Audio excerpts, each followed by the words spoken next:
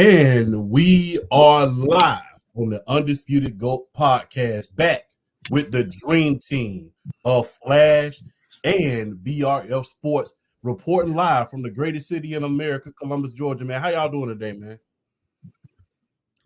Like I said before, Will, I'm alive and breathing. I got a roof over my head, and I get it from point A to point B, so I am good to go. Yes, indeed. Yes, indeed. God is good. My main Yes, man, Frank, what's going on? Man, things are going pretty good. I can't complain. I can't complain my way either. I just blessed every day. You know, getting to wake up every day, being on the right side of the ground, and always getting a weekly opportunity to kick it with y'all and do what we do best. I feel so. Hey, I'm ready to get after it. Hey, man, let's get after it because of the great words of the late great John Gotti from the great city of New York. Every day above ground is a good day. So, man, look, man, I got to ask y'all something, man. Something's been on my mind lately, man. You know, it's the summertime, everybody going on vacation, man. I got to ask y'all something, man. You know, just something away from sports.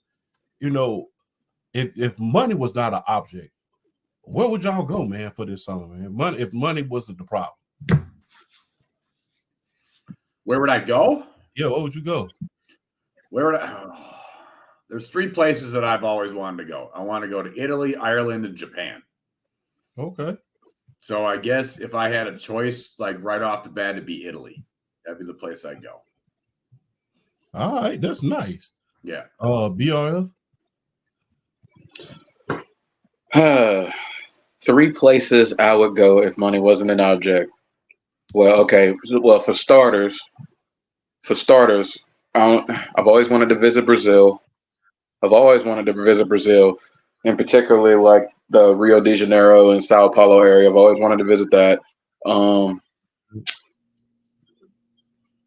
This one might shock you, but I've always wanted to go to Australia for some reason.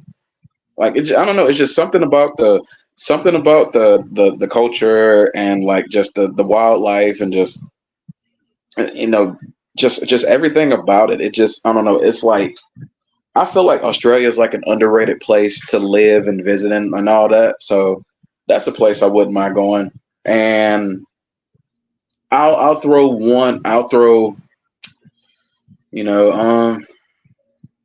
I guess I can't help myself. Champ, you'll know where I'm coming from. You got to visit the motherland once, right? You got to visit the motherland once. You got to visit. Yeah, exactly. You got, yeah. Especially Ghana. You got to visit the motherland once. And the reason why I say that, because when I was younger, I think I was in like elementary school or whatever. I did a book report about Kenya, and Kenya is one of those countries that always kind of struck me as far as like the interest level. So that's definitely one of the places I actually wouldn't mind like visiting. So I would say Brazil, Australia, and Africa. And those would probably be my three places. Like if money wasn't an object, and I know some people like out of all the places you pick Africa. I'm like, bro, being us, you just have like one time in your life, you just gotta go. You have to go. Yeah, it's like I said, especially Ghana. If you know, you know. Hey, before I go, I gotta say shout out to my main man PSP. Go like and subscribe to his podcast, Sports PSP Podcast. Make sure you tune in tomorrow night at 9. He has a hell of a show planned for every last one of y'all. Like and subscribe. But I have to say Ghana will be one of mine. Like I said, if you know, you know. Then I have to say Japan. I have to say Japan, because I'm a technology guy. And, I will be anxious to get my hands on some of that technology that they have, man. And just to see how much we lag behind a little bit. And you really want to see that? Oh gosh. Yeah, I want to see that. Look, a lot of things have been invented because of, either the culture lag behind or a city lag behind or a country lag behind. A lot of things have been invented because of necessity. So, true, very true. And another place I would love to do, I would say, I've been there before, but not as a tourist. I was there when I was in the Army, but I gotta say Iceland. I would love to see what the Blue Lagoon looks like, man. See what the Northern Lights look like. Something somewhere where it's not, a popular resort type of place, somewhere where you can just chill out and, see the scenery, see how it's gonna go, see what everybody else don't necessarily see on a regular basis. I wouldn't just go to the party, go somewhere just to party. You want to see some nature. I want to do some hiking, do something like that. I know that might be hard to believe for those who watch, but I do do a little hiking every now and then. But if money was not an object, those would definitely be the three places. But you know what, man? Speaking of money, speaking of cold, hard cash, man, did y'all see what happened with Trevor Lawrence today, man? Oh my God. $275 million. $200 million guaranteed. So I gotta ask y'all, man. My sports guide, and we'll go out of order today. Overpaid or overrated? The right move. T-Law 5 years, $275 million. And we will start with my fellow DSGB BRF. What you got to say about that contract, man? Jesus Christ, what the hell are they thinking? I understand why. Because adequate to good to very good quarterback play, you have to lock it up if you have it. And Trevor Lawrence is a good quarterback. So I completely understand why. We just lost BRF for some reason, but to piggyback on him for a minute until we can get him back, hey, man, I have to say this. I understand why as well, but, like I said, until BRF gets back, I understand why as well, but in my humble opinion, they're paying him on potential alone. I have to say they're paying him on potential alone. Now the first year I give him a mulligan, but we'll go back to BRF real quick. My bad about that. I think whatever the internet's got going on with me, I guess it kind of felt the fire coming. So it needed to kind of reset me before I could get going. So I understand. Look, I understand completely why Jacksonville did it, but it's like you're paying him for. You hope he can do 2022 all over again. And like I got my handy dandy tablet here, and I got his numbers here. 2022, easily his best year. All right. 4,113 yards, 25 touchdowns, 8 picks, 66.3% completion percentage.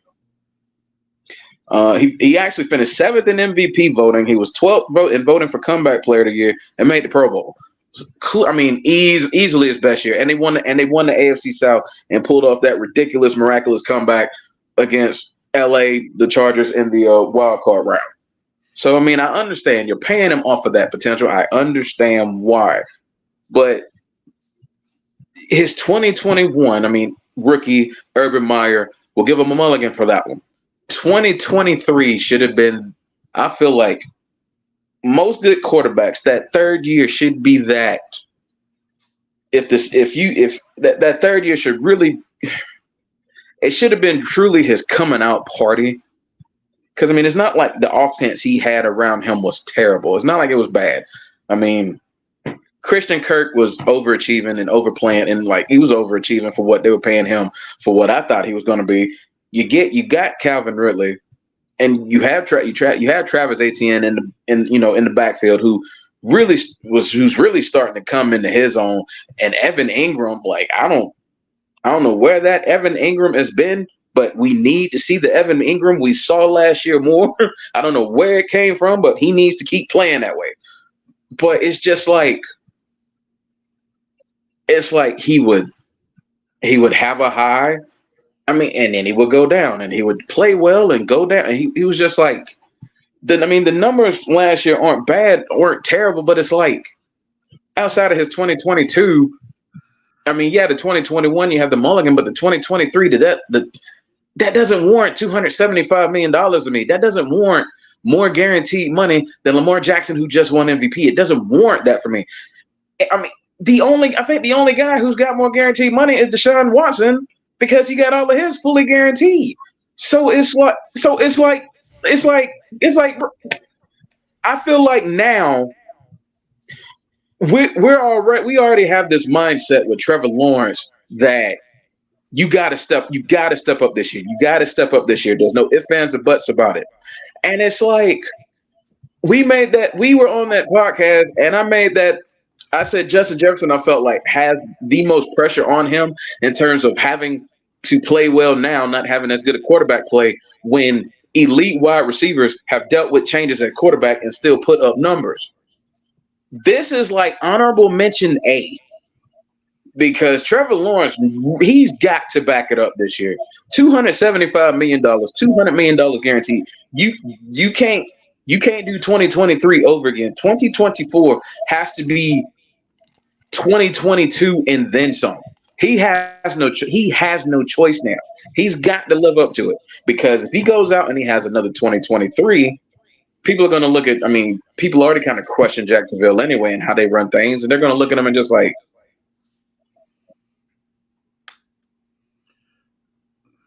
Yeah, he has a point. The BRF has a point about it. The thing is this. It's like, I don't know. Like I said, I've said this before and I'll say it again. Nobody in the NFL gets paid off of potential more than quarterbacks at this point in time. None of them.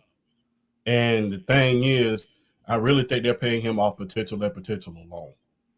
So, I mean, we really haven't seen that super great season that he's had where we're just saying this is the potential that we saw coming out of Clemson. Like I said, like BRF said, the first season, you kind of give him a mulligan because you had Bobby Petrino 2.0 on your hands in Urban Meyer. So that's an understatement. That when I say that, it's an understatement, like you said. Actually, to use the term Bobby Petrino, that's actually a compliment to Bobby Petrino, because Lord have mercy, Urban Meyer was a disaster. He was terrible. You might have me. If you could imagine the worst thing that could ever happen to a young quarterback coming into the league, it was a flat out disaster. But he made Bobby Petrino look like a saint. Exactly. He made Bobby Petrino look like Bill Belichick. So, I mean, it's kind of like crazy when you think about it. But, hey, how rude of me, man. Let me go ahead and introduce my main man, PSP, man. Hey, what's going on with you, PSP, today, man? I'm doing good, man. Can y'all hear me? We hear you loud and clear. Perfect. What's going on, Flash? How you doing, man? I'm doing pretty well. Like I said, I got a roof over my head. I got food in my stomach, and I can get from point A to point B. So I am good to go. Appreciate you for the mention, champ. By the way, on the Sports PSP pod, I will throw in a little teaser for wrestling moment. We won't do like favorite, but we will do a controversial one. 2000 Bash at the Beach. We will discuss that one. Because, again, a lot of talk about who ruined WCW because of the Dark Side of the Ring from the Vice. Love those biographies. So, who was it really? Was it really Vince Russo? Was it really Eric Bischoff or whoever? So, we're going to discuss Bash at the Beach. What's up, BRF? How you doing, my brother? I'm on the other browser. I got another browser on the phone. Hopefully this works. Hopefully this doesn't kick me off anymore. It's getting on my nerves. It happens, brother, man. Got to be patient with technology. But the Trevor Lawrence contract, was it 5 year, 270? But no. I was finished with all that. I was really finished with what I was saying. Basically, he's just gonna have to prove getting all that money. So y'all go ahead. So my follow-up question to what you were saying is, what does a successful season look like to you when it comes to him? What does he need to do next year to justify that contract? At least win the division. A $200 million contract. You got to win the division at minimum. You do. You have to. I mean, and not just. Yeah, not just win the division. This has to be his year. Like 4,500 yards. He's got to be hitting 30 touchdowns. I mean, he's got to be like I mean, for that type of money, for that kind of money, he's got to be lights out. He's got to. I mean, I'm going to make the argument that I think that actually all three. I think he's overpaid. I think it's the right move, and I also think that what was the third thing? Overpaid, overrated, or the right move. And I think he's a bit overrated right now.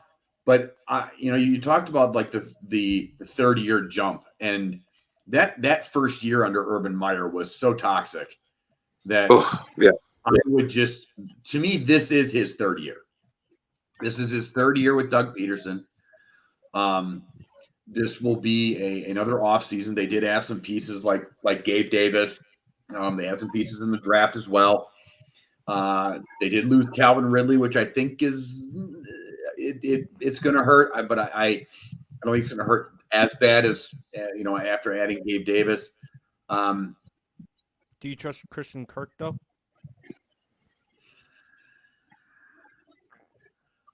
I think the whole team is kind of up in the air. I don't know. Do I feel like either of them are a true number one for Trevor Lawrence? No. But I don't need these. I always feel like a quarterback doesn't need a true number one. I just need guys that can get open. That's it.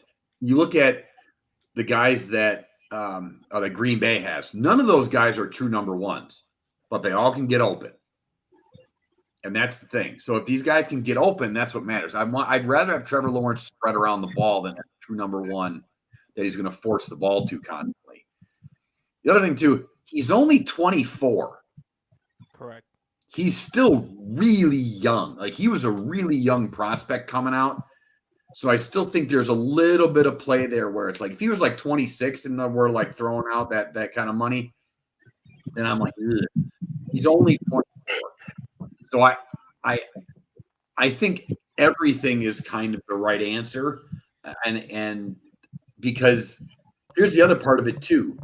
If you're Jacksonville, what do you do? Because if you don't sign him to an extension, then you know where this is going to go. Yeah, you know where this is going to go. Then you're going to blow it up. Right. To be honest with you, they did draft Brian Thomas from LSU to go along with Christian Kirk. So yes. I think that was a great move in order to bring him possibly a number one receiver for at least a few years. Number two, I would have let it fester another year. I know people don't like to do that with quarterbacks and what have you, but what have you shown me in the last 2 years, I will say, because the thing is this, you have two quarterbacks that are coming. You have one quarterback that just stole the division away from you after you had an 8-3 record tied in first place in order to get the number one seed. And they fell apart too. And they fell apart. They fell apart like Legos on a Saturday night. Yep. So that was just inexcusable. I mean, the whole team. Is that the Columbus, Georgia in you? Because it seems like every single day you just come up with all these catchphrases. Hey man, I got the gift of gab, man. I got the gift of gab, man. My father taught me well. So, hey, but they fell apart like Legos on a Saturday night, and they won one game down the stretch. That was a huge collapse. And then not only that, you had a chance to make the playoffs at the end, and you couldn't even do that. And my thing is this: people are always giving Justin Herbert flack all the time. Hell, let's keep that same energy with Trevor Lawrence. He was supposed to be the generational guy coming out. Like I said, people fall in love with Trevor Lawrence because of what he looks like rather than what he is. He is 6'7", 235 pounds. If you had a central casting of what a quarterback is supposed to look like, it's Trevor Lawrence. But the thing is, he hasn't came in and shown us the flash of a Peyton Manning or Andrew Luck or even a John Elway. Well, he's had moments. Like he's had moments do not equate to what he was predicted to be. That's true. But I also think that like guys like Manning and Luck never had anything to deal with like Urban Meyer. I mean, Well, I mean, there's having a bad coach in your first year and then having a coach that's really going around and kicking the players while they're like, and then snuggling up with 20-year-old college girls like at the bar instead of actually doing his job. So I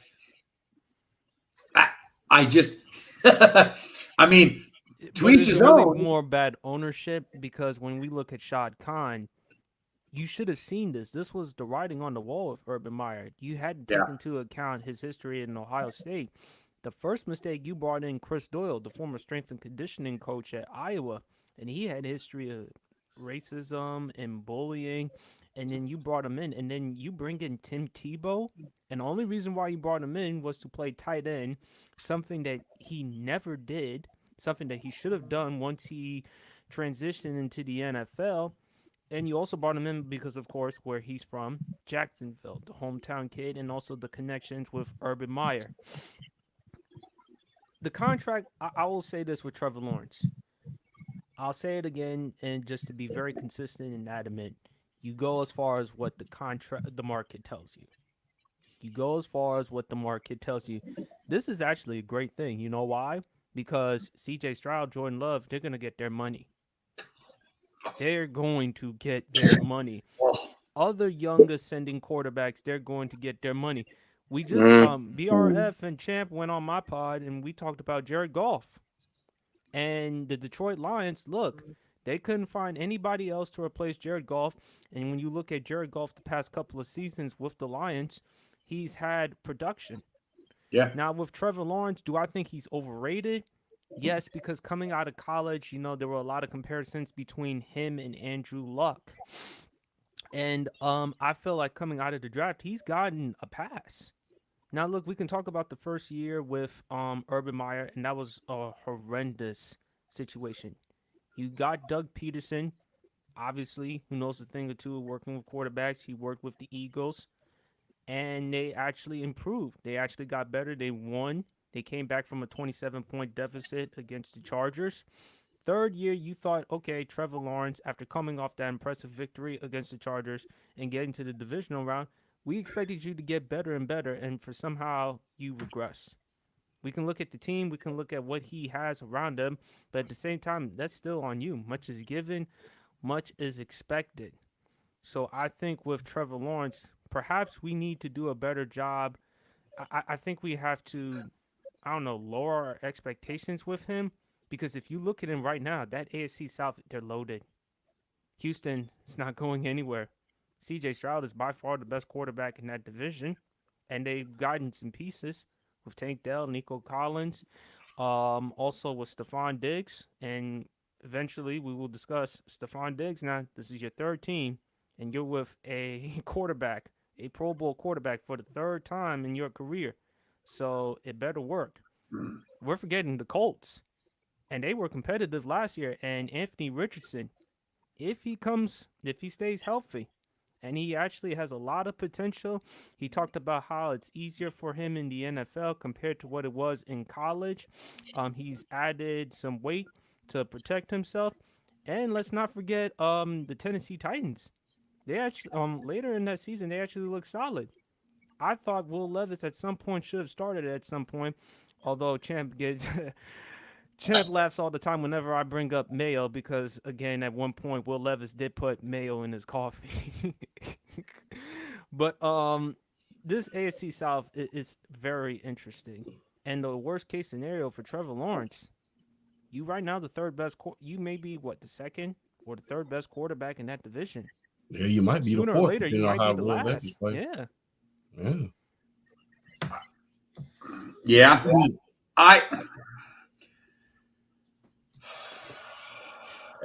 I have to say this, man. We have to get out of the habit. When you see running backs, they get paid for what they have done. When you see wide receivers, they get paid for what they have done. When you see pass rushers, they get paid for what they have done. When you see every other position, they get paid for what they have done. I do not understand. You see potential in someone and you keep paying them this type of money. I don't see the logic in it. Because the thing is this, you're overpaying him right now. And my thing is you have a whole nother damn quarterback class coming out very next year. And if you haven't noticed, these quarterbacks in Trevor Lawrence's class, they haven't been very damn good. They had none of them. They haven't been very damn good. Shoot, they just acquired Mac Jones to be the backup. Exactly. So they haven't been very damn good. So when you think about all those factors and you think about, Jacksonville has never been, outside of when Tom Coughlin was there and Jack Del Rio a couple of years, it's never been a hotbed for them saying, as far as franchise stability is concerned. Let's just get that out of the way. That went out of the door the minute that Tom Coughlin walked out of the door. So let's just get that out of the way.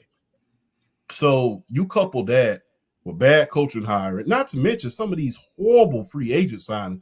They spent the most money in free agency, and hardly none of it worked out. They spent all that money on Calvin Ridley. They spent all that money on Christian Kirk. They spent all that money on the pass rusher. They still don't have one. So my thing is, you're paying a quarterback based off potential. You're hoping that this draft class you just got does at least decent at a certain point. You're in a loaded division. That division is loaded. Yeah. This is the best I've seen. This is the best I've seen the AFC South since they had Steve McNair, Peyton Manning, and Mark Brunell in that same division. Yeah.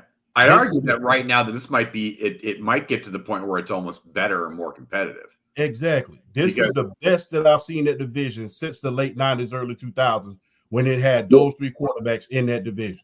I'll throw this out there. I think the reason why we could say it's on par to potentially be better is not necessarily just the quarterbacks, but it's the skill position players in that division. I have not seen this division be this deep in skill position players since that era. Probably, I think it's deeper. I think it's deeper than that era as far as the skill position players. We're just talking about relative to era, not necessarily these players are better than those players. I'm just talking about deeper. I think the skill position wise, I think it's the deepest the AFC South has ever been. Can I ask a question, Champ? Yeah. Do you think this quarterback in the AFC South, do you think they can compete and be even as good as the NFC South? Because at one point in Atlanta, you had Matty Ice. New Orleans, you had Drew Brees. You had Cam in Carolina. Could be that good? It could be. It has the potential to be that. It really does. You got 4 quarterbacks. You have 4 good-ass quarterbacks. Excuse my language. I mean, Anthony Richardson, before he got hurt last year, was like, everybody was all like, oh, he's going to be a guy that sits a year. And he was looking like that he was going to be rookie of the year, or at least up there. So, and like I said, and then, we all know about Stroud, Lawrence, and then Will Levis flashed a lot last year. So,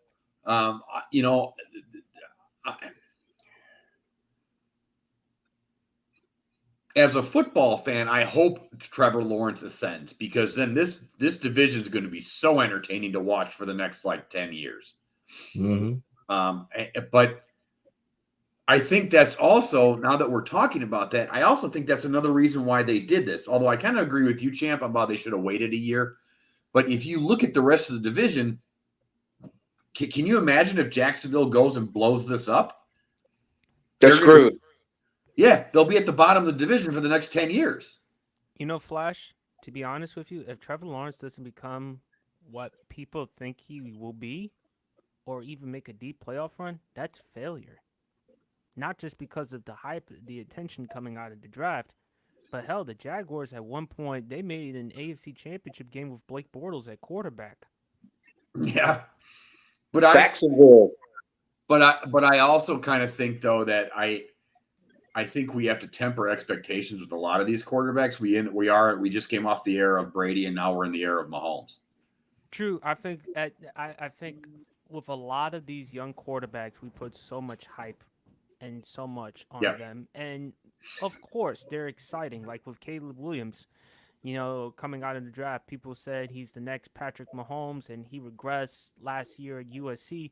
But I kind of expected that, though, because how are you going to get better than what you won when you won the Heisman Trophy? And I've said this to Champ. Lincoln Riley does not prioritize defense.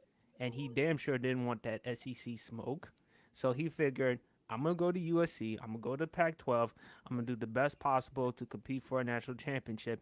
And now, unfortunately, that will go against him because they're in the Big Ten. So you have to deal with Penn State, you have to deal with Ohio State, you have to deal with Michigan, you got to deal with all them top teams. Even though my OU, my Oklahoma Sooners, won't get anywhere in the SEC, at least you ain't going anywhere, Lincoln Riley, or is what you previously thought. Yeah. On a closing note, man, I have to say this, man. Stop paying guys based off potential. I have seen so many quarterbacks get paid off potential, and it's irritating. I saw a guy, and it's ironic that it's so ironic that Jacksonville overpays a guy like Trevor Lawrence because they got another guy paid in the form of Rob Johnson back in the back in the late 90s. When they backed up, and you know what game I'm talking about, when he backed up Mark Brunell for that one game, got paid off for one game, and he goes to Buffalo and get paid $25 million. And then not only get paid $25 million, but you let Doug Flutie come in off a Grey Cup championship and take your position and lead that team to 2 consecutive playoff appearances. Shame on you. And like I said, that's what you call getting paid off of potential rather than what you really are. And my thing is, you had one good year, and then you had a year of straight out collapse. The last quarterback that had a great year, and then the very next year that had a flat out collapse like that was who? Tony Romo. Remember, they went from 13-3 to having one of the biggest collapses in NFL history. Didn't even make the playoff. Got Wade Phillips fired. But I look at that champ as Jerry Jones. More than anything, I mean, Tony Romo is at best a top 10 quarterback in the NFL. It goes to show you that with Jerry Jones' ego and him firing Jimmy Johnson was the worst thing that happened. He fired Jimmy Johnson. He got Barry Switzer in 95, 96, and they won the Super Bowl. That was the worst thing that ever happened to Dallas Cowboys history because that gave Jerry the validation that I don't need a great head coach. I don't need a great GM in order for me to win. I'm going to do it my way. And if you look at it, it's almost 3 decades. How many playoff games have they won thus far? They haven't won many. And they still haven't been, forget winning a Super Bowl. They haven't been to one nor an NFC championship game either. And still, practically every year, I live in the Jersey area. Every year, Cowboy fans always say, we're going to win it next year. We're going to win it next year. And I'm like, dude, like, can you just live up to reality instead of fantasy island? I think this goes to, though, I think, again, the expectations that we put on franchises and quarterbacks now because of Brady and now Mahomes are a lot of it's unrealistic. I mean, is it? Because those guys were making a fraction of the money that these guys are making. It's kind of like any other job, Flash. If they give me $90,000 at the job I'm at now, they expect me to perform like $95,000, right? No, I agree, but there's also a market though. That's kind of that's the thing. That's a free market because you can go and say like, well, I do this job for such and such or whatever, but this guy's making this much money, and so Mahomes is getting paid. Like let's not say it's not like he's making pennies. Can I ask you this question, champ? Do you have your expectations for your Falcons with Kirk Cousins to make a deep playoff run? Yes. Yeah. We paid Joe behind $100 million.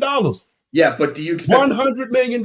You have Bijan, you have Kyle Pitts, you have Daryl Morley, you have Drake London, you have a hell of an offensive line, and you have a good head coach. If you don't at least make it to the second round of the playoffs, I don't want to hear nothing else about Kirk Cousins. Not to mention that defense was ranked, I mean, was a top 10 defense held the Carolina Panthers to 9 points. Right, but and the only reason that we couldn't win the game because we couldn't generate enough offense. So you saw what that defense had the potential to be last year. You saw what Bijan and don't forget about the wrecking ball Tyler Aguilar. Don't forget about him. People talk about Bijan, but in the goal line situation, when we get in the red zone, it's Tyler Aguilar. So my thing is, you were paid a bunch of money because we knew that Desmond Ridder, who couldn't pass gas if you fed him beans all night, I've said that on several occasions, and Taylor Heineke as well. You saw those guys couldn't get the job done. So why did they pay you? The same reason why the Minnesota Vikings came and got you, because they didn't see Case Keenum taking them to the Super Bowl. We got you in order to lead us back to the playoffs, which we haven't been to in almost half a decade. So, of course, I'm expecting somebody. You just got paid. Okay, so what's your like? Is it an NFC title game? Is it a divisional round? Is it a Super Bowl? Is it a Super Bowl win? It has to be at least the divisional round. At least you got to at least make it to the divisional round. Because if you look at Kirk Cousins' history, champ, okay, the Vikings, they acquired him in 2018. They had Case Keenum the year before Kirk Cousins, and they made it to an NFC championship game. I'm saying, do you trust Kirk Cousins to at least get you to a divisional round, or hell, even a conference championship game, given 12 years of body of work? Realistically, 9 years, because he started in 2015 for Washington. Well, the thing is this. I will say this. This is the weakest division he's played in. This is the weakest. You don't have an Aaron Rodgers to compete with in this division. There's no Aaron Rodgers. There's Baker Mayfield, but there's no Aaron Rodgers in this division, still in this division, away from you at this point in time. I mean, okay. So then, where do you put them? So if you're basing your expectations, so do you put them in the category of Green Bay, San Francisco, Detroit, Philly, the NFC South, in the NFC in general? Like, do you put them with? Because I think we all agree the best 4 teams in the NFC are Philly, San Francisco, Green Bay, and Detroit. Right? Mm-hmm. Yes, we all agree there. You have to put them up there with them. Yeah, they're that team. Like, if you have like your top 4 and you have that first honorable mention, they're the first honorable mention. Yeah. And not only that, like I said, people saw the potential that Bijan Robinson has. We already saw what Tyler Aguilar has done. He's already rushed for 1,000 yards. You see Drake London and his potential. You've seen that offensive line. You have the weapons. You have the running backs to take that attention off of you as a quarterback. You have a Jesse Bates, who is a Defensive Player of the Year candidate on that side.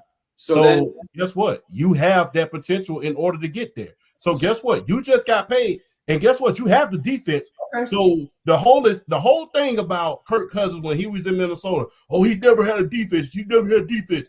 Okay, that's that's a lie. That's a lie. No, but I'm not saying you saying that, but that's a. The people who say Kirk Cousins never had a defense in Minnesota just lying. He had some good defenses in Minnesota. Yeah, but that's what they were saying. Well, he never had a top 5 defense, top 10 defense. Now that's a lie. Wait, Champ.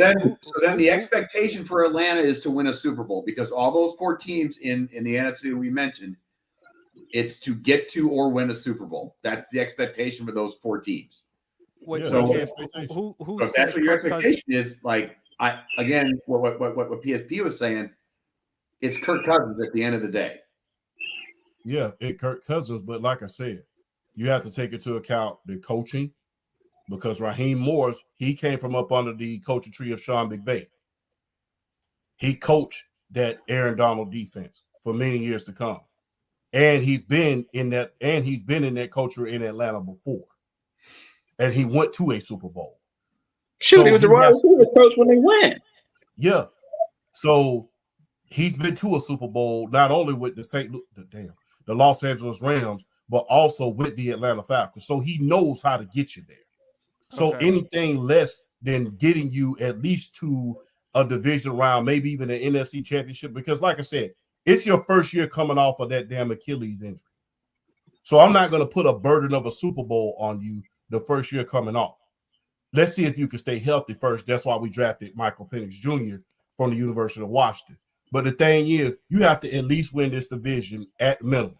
And I'm not talking about not just one game. I'm talking about by a wide ass margin. You should go realistically. Atlanta should go like 12-5. Exactly. I'm talking about by a wide ass margin. Like you should. Like Carolina's terrible. Tampa Bay is going to be they're going to be competitive. And then New Orleans, hell, Alvin Kamara is holding out. He's holding out. Yeah. So guess what? You have nothing to stand in your way. You don't have an Aaron Rodgers standing in your way in this division. You don't. You don't have an Aaron Rodgers standing in your way. People can make the argument that's what stopped Kirk Cousins every single year he was in Minnesota was because of the Aaron Rodgers factor. Hey, Flash. Yeah. I think the only reason why Champ is speaking so high is because, again, he just couldn't stand that damn Arthur Smith. Because the thing is, go ahead. Look, I didn't like Arthur Smith because look here, man. It's kind of like a show on ESPN giving them all of us, and you don't know what to do with it.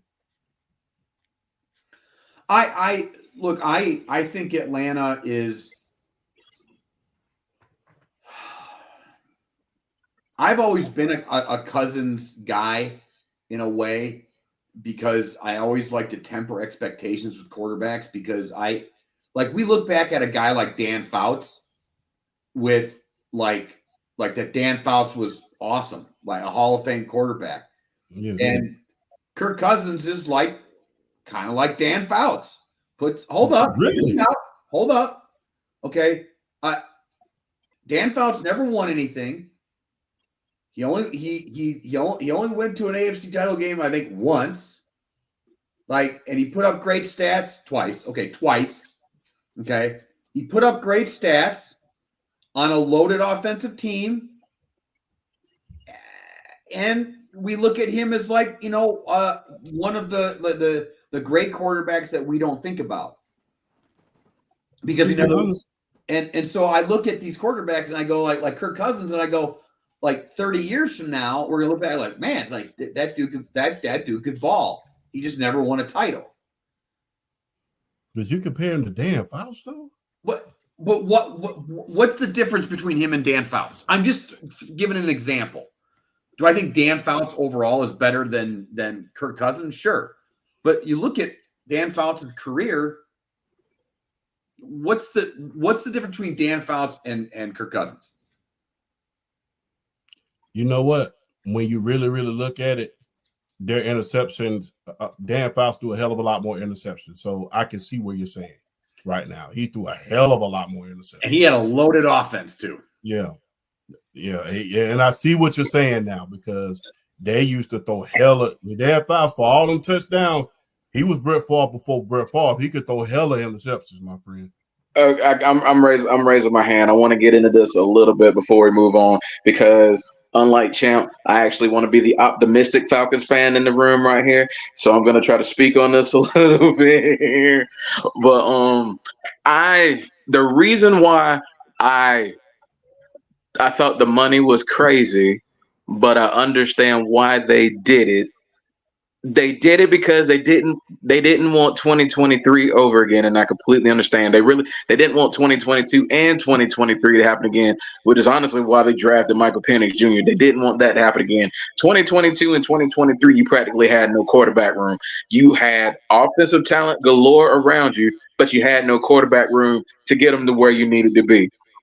So yeah, you might have overpaid. You might have overpaid for Kirk Cousins, but market says you look at the protection, you kind of had to do it. Michael Penix Jr.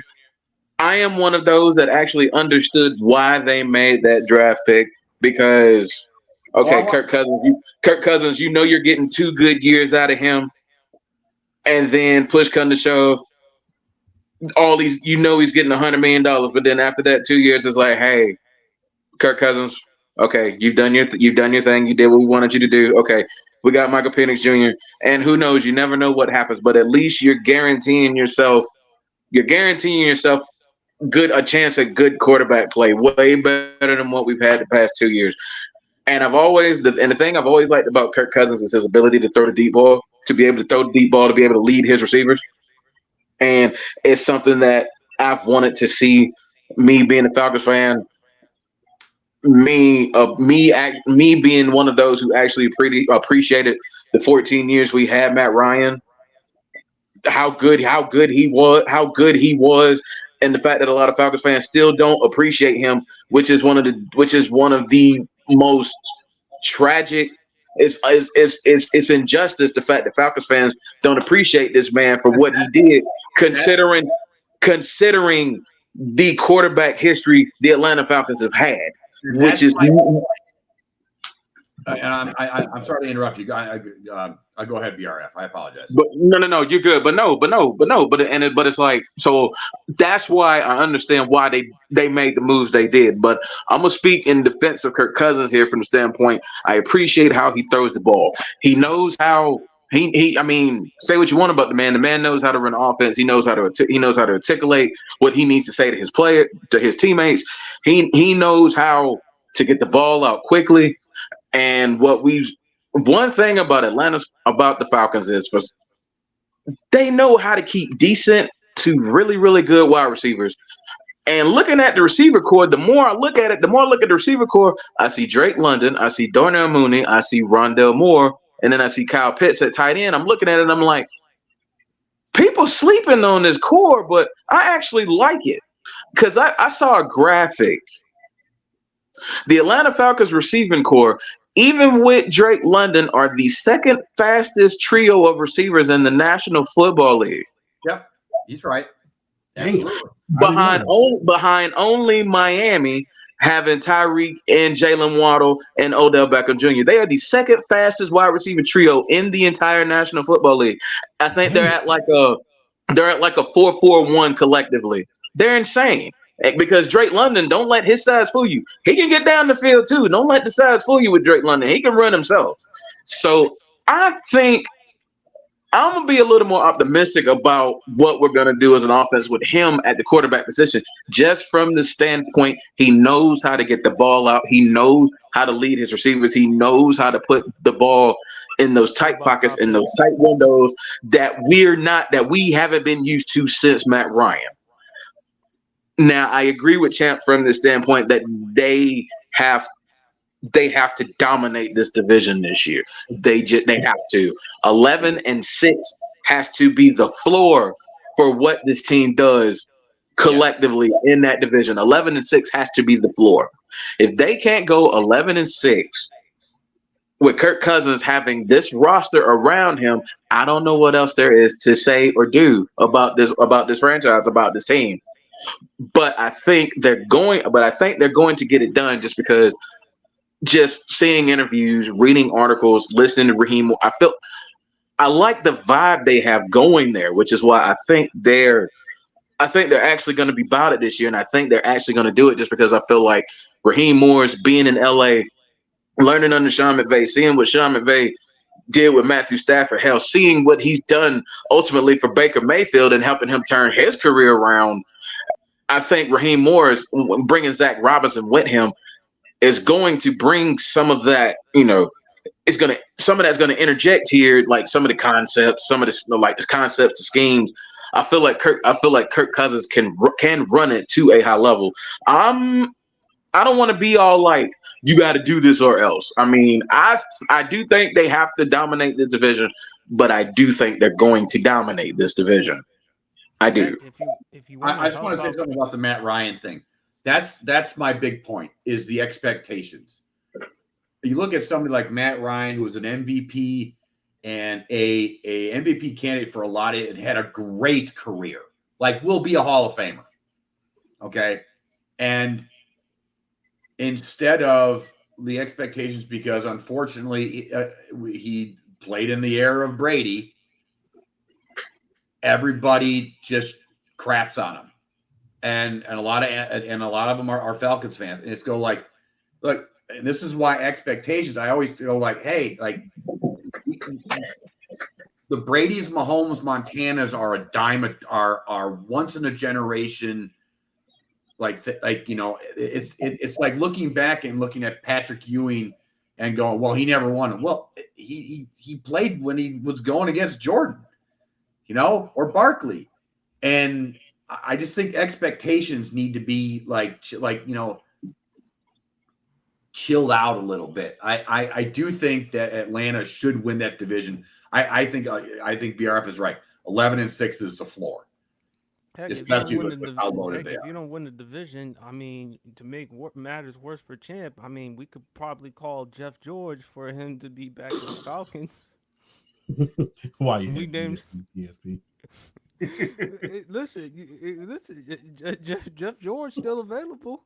Yeah, Jeff George can pardon my language. Jeff George can kiss my whole ass, bro. And I don't blame you for saying that. Let's move on to the chat real quick. Brandon from the block. I know dang well they play T-Law. We all know that Brandon is not a T-Law fan. But you know what? He's so annoying at times with Trevor. No, he won't. He ain't got no time for trouble. But you know what? Let's stay on the gridiron. I was going to move to the hardwood, but let's stay on the gridiron. There's been a question. College football is coming up. We got about 90 days before, a lot of things come up, man. So I got to ask each and every last one of you, who is the real running back you? I'm going to go first. All right. Let's hear from BRF. I had to let it go. Oh gosh. People gonna hate me. I mean, people gonna look at me like I'm a homer. It's Georgia. I'm sorry. It's Georgia.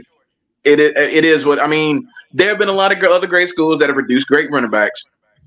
Garrison Hurst, Herschel Walker, Garrison Hurst, Terrell Davis, Todd Gurley, Nick Chubb.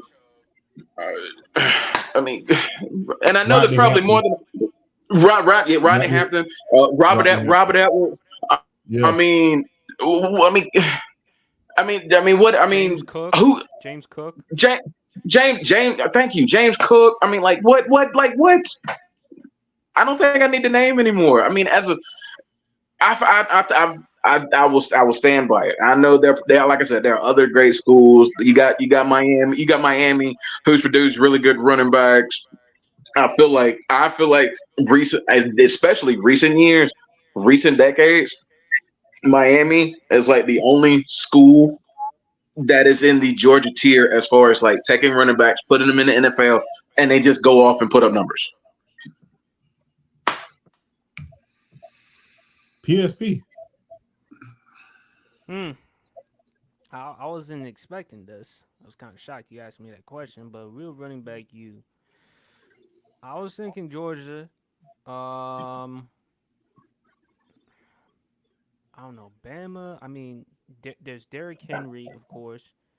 Eddie Lacy. People forgot how good Eddie Lacy was his first 2 years in the NFL. Made the Pro Bowl, won Offensive Rookie of the Year his rookie year, and then his second year. But ever since injuries and his weight issues, just been out of the NFL.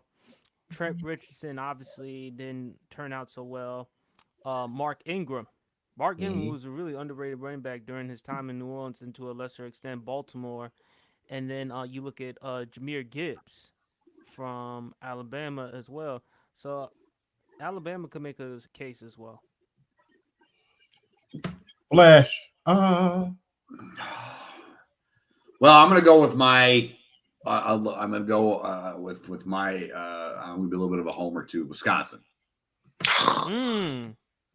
Ron Dane, Jonathan Taylor. Monty Ball. Yes. Monty Ball.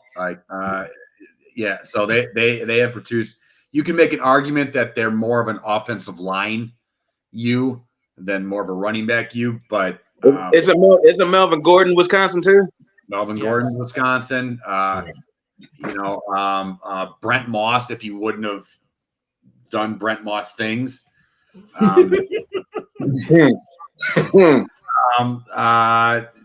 Terrell Fletcher was actually a really good third down back for a lot of years. Michael Bennett. Corey Clement, PJ Hill. So like Wisconsin. boy, I know I'm forgetting somebody. I have an honorable mention University when you finish, but go ahead. James White, Anthony Davis, Crazy Leg Elroy Hirsch. Crazy Legs was from Wisconsin. Yep, Alan Amici. Man. Yeah. So yeah, I would argue Wisconsin. The other two, just because their top two are so good, are Oklahoma State because it's Barry Sanders and Thurman Thomas, and then you got Syracuse with Jim Brown and Ernie Davis. There's another team that should be mentioned for the Ohio State. Oh, and Larry Zonka. Sorry.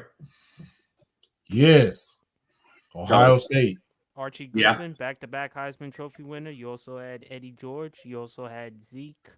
You also had, who was the other running back that was with Terrell Pryor during his time in 08 and 09? I keep forgetting him. He was a big running back. Used to play for the Cardinals. And Beanie Wells. Beanie Wells. Wasn't Robert Smith from Ohio State too? Robert Smith was too, yeah. Maurice Claret. Let's not forget Maurice Claret. Yeah. Yeah. And then OU, of course, because of Adrian Peterson. You also had DeMarco Murray for a little bit just because of OU. You know me. I gotta throw an honorable mention out there too, because I think they're right up there, and not a lot of people talk about this, and they should. University of Texas. Earl Campbell, Ricky Williams, Sid Benson, Jamal Charles. I mean, they've had some beasts come through. Bijan Robinson. They've had some beasts come through Texas. Texas should be up there when it comes to like the running back you as well. Hey, y'all mentioned pretty much everyone that I want to name, but I'm gonna throw one out, and I hate to do it, but shout out to my main man, C. Reed. Y'all will see C. Reed a little bit later when we come out with the other show. But shout out to my main man, C. Reed, huge Auburn fan. Got to put Auburn up there. Stephen Davis, Bo Jackson, Cadillac Williams, Ronnie Brown. I mean, that's just to name a few. Let's not forget. Like I said, you can pretty much stop at Stephen Davis, Bo Jackson, Cadillac Williams, and Ronnie Brown. But they've had some of the best running backs to come into the NFL that we've ever seen. You know, you could throw Southern Cal in that too. You got Rudy Johnson. Yeah, Rudy Johnson from the Cincinnati Bengals. Yeah. Yep. Kenny Irons. Yeah, Kenny Irons. Ben Tate.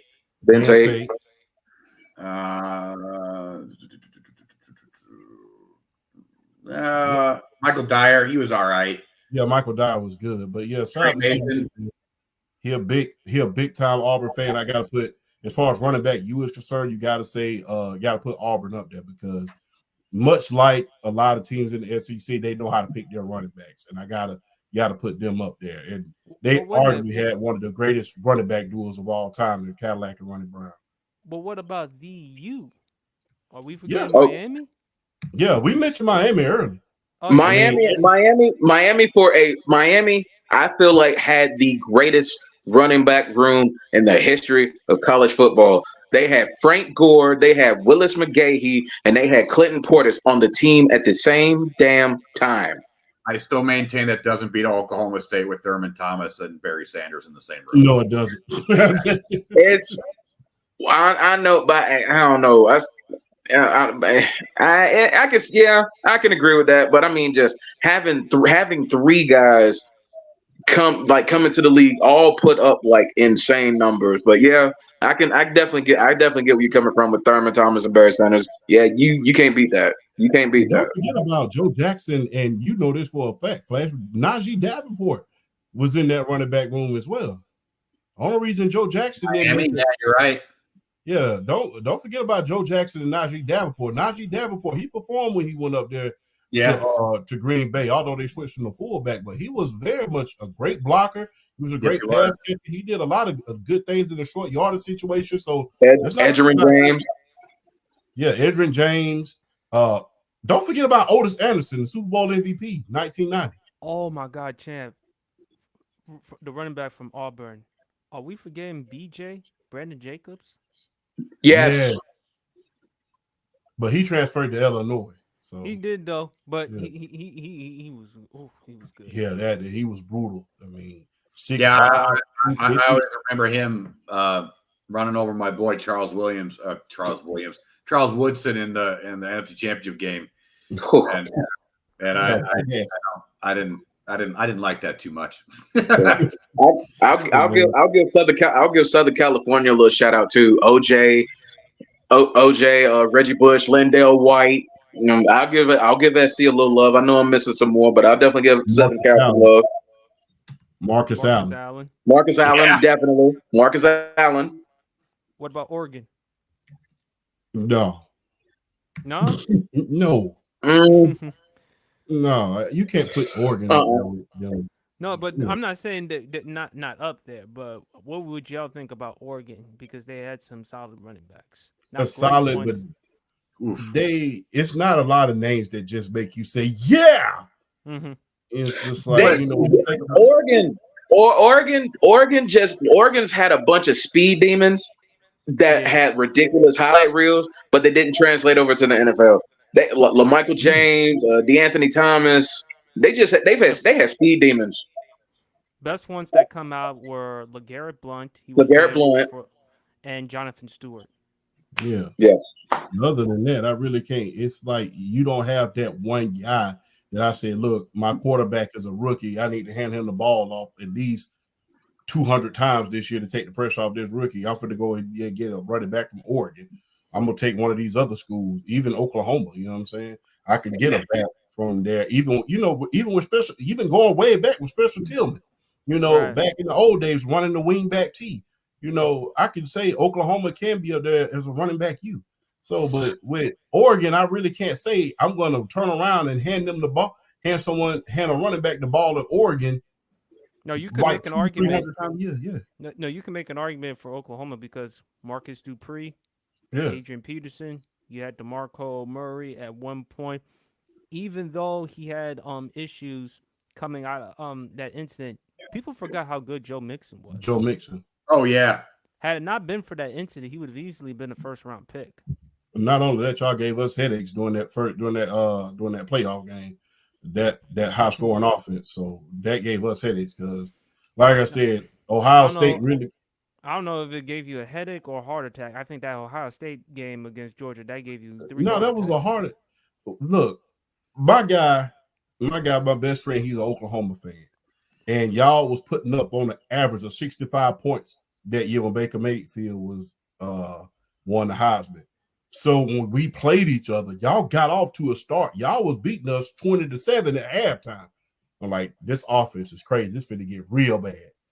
I mean, and quite frankly, if he wouldn't have had the ball last, it was just been like, oh, okay.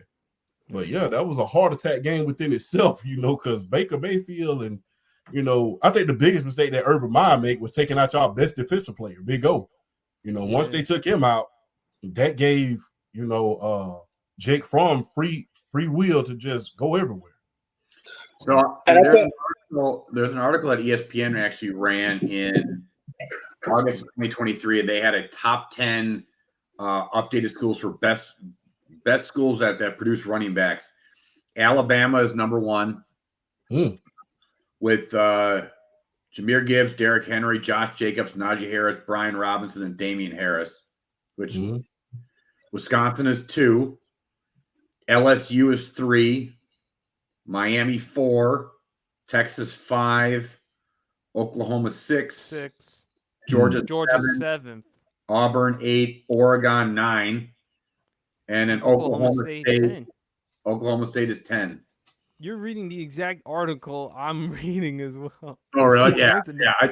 I just kind of Googled it just to kind of see what other what else if I missed anything. Just to add a couple names because I think he's a very underrated running back in NFL history. Mike Garrett out of USC. He ran for the Kansas City Chiefs in the 60s.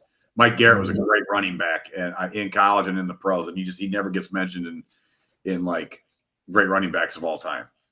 All right. I'm not gonna agree with you on that, man. Any other last words from anybody else, man? We may have to do a wide receiver. Oh, that's coming. That's coming next week. Oh, nice. But that's coming next week. You know, we ain't gonna put them in tears because that causes a lot of problems we don't need. But you know, we definitely gotta No, we don't need that. We don't want we that. definitely Yeah, gotta do yeah, champ. We've been on podcasts when tears was involved, and hell was almost unleashed. That part with that quarterback tier list. Oh my gosh. Yeah, I experienced a tear for my first time this week, and I didn't really like it. Ooh. That's nasty work. But let's move from the gridiron to the blacktop. And we're gonna make this quick because there ain't too much we can say. And we'll start with you, PSP. What's your thoughts on the NBA Finals so far, bro? Boston is just a better team collectively. I mean, what they've been doing defense. Kyrie struggled the first two games of the finals, but I thought game three, I thought he played exceptionally well. Luka is having a hard time with the referees, but at the same time, look, man, you just got to keep playing. Um, Jaylen Brown, if the finals ended today, he would win the finals MVP. Jason Tatum, a lot of people talk about how bad his shooting has been. And yes, his shooting hasn't been great. But outside of that, he's still giving you defense. He's still giving you rebounding. He's still giving you playmaking. So let's not pretend or act as if he's an absolute liability. I had Dallas winning game three last night because I thought losing Porzingis would be huge as far as the interior.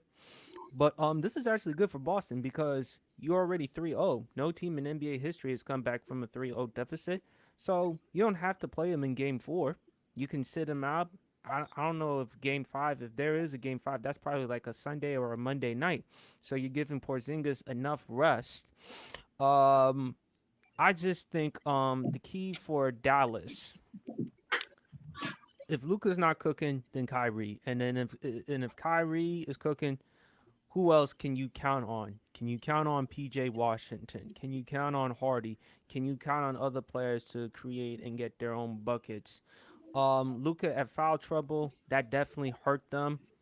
So I just think if they just play smart, I expect Derek White and Drew Holiday to have another good game.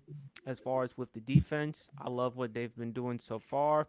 Joe Mazzulla has definitely done a good job. He's showing me a better job as far as making adjustments and being aware. Jason Tatum doesn't need to play spectacular. Not saying who wouldn't want that, because of course he is a top 10 talent in the NBA, but just because he's not having a great shooting performance, that doesn't mean he's an absolute liability. So we need to stop with that. I'm very shocked with how the Mavs. I actually had the Mavs in 6 because I thought Luka and Kyrie they would be enough because I thought, okay, Kyrie, he's been to the finals, he's been to the stage of that magnitude before, so I expect Kyrie to handle his business. Luka, I just thought he was the best player on the court with his passing and playmaking, but game 3 he struggled. And I just think Boston, I really underestimated them as a team collectively, the unit, and they're having a harder time. Yes, they're going up a great defensive team, just like they went up against Minnesota, but the difference is Boston has far more experience. They have a unit, they have the culture, they have everything in set, and I expect the Boston Celtics to win. I have it going in 5. I have the Mavericks winning tomorrow night, but that's about it. I just don't see any chance that the Dallas Mavericks coming back because history will always repeat itself. No team in NBA history will come back from a 3-0 deficit. Even if Luka and Kyrie step up, what's going to happen in game 5? And can you count on other players on the Mavericks to contribute? Okay, can you count on PJ Washington? Because shout out to Casual, I checked out his visual. There are times PJ Washington tries to do too much. So I think that's a problem right there. And I think with the Dallas Mavericks, after this season, what are you going to do in order to help out Luka? Luka's still the face of the franchise. Don't get me wrong. He's still a top 3, top 5 player in the NBA. But what are you going to do to help him as far as getting more talent around him? And what is he also going to do? Because he still needs to make some improvements on the defensive side of the court and etc. So that's all I got to say. Flash.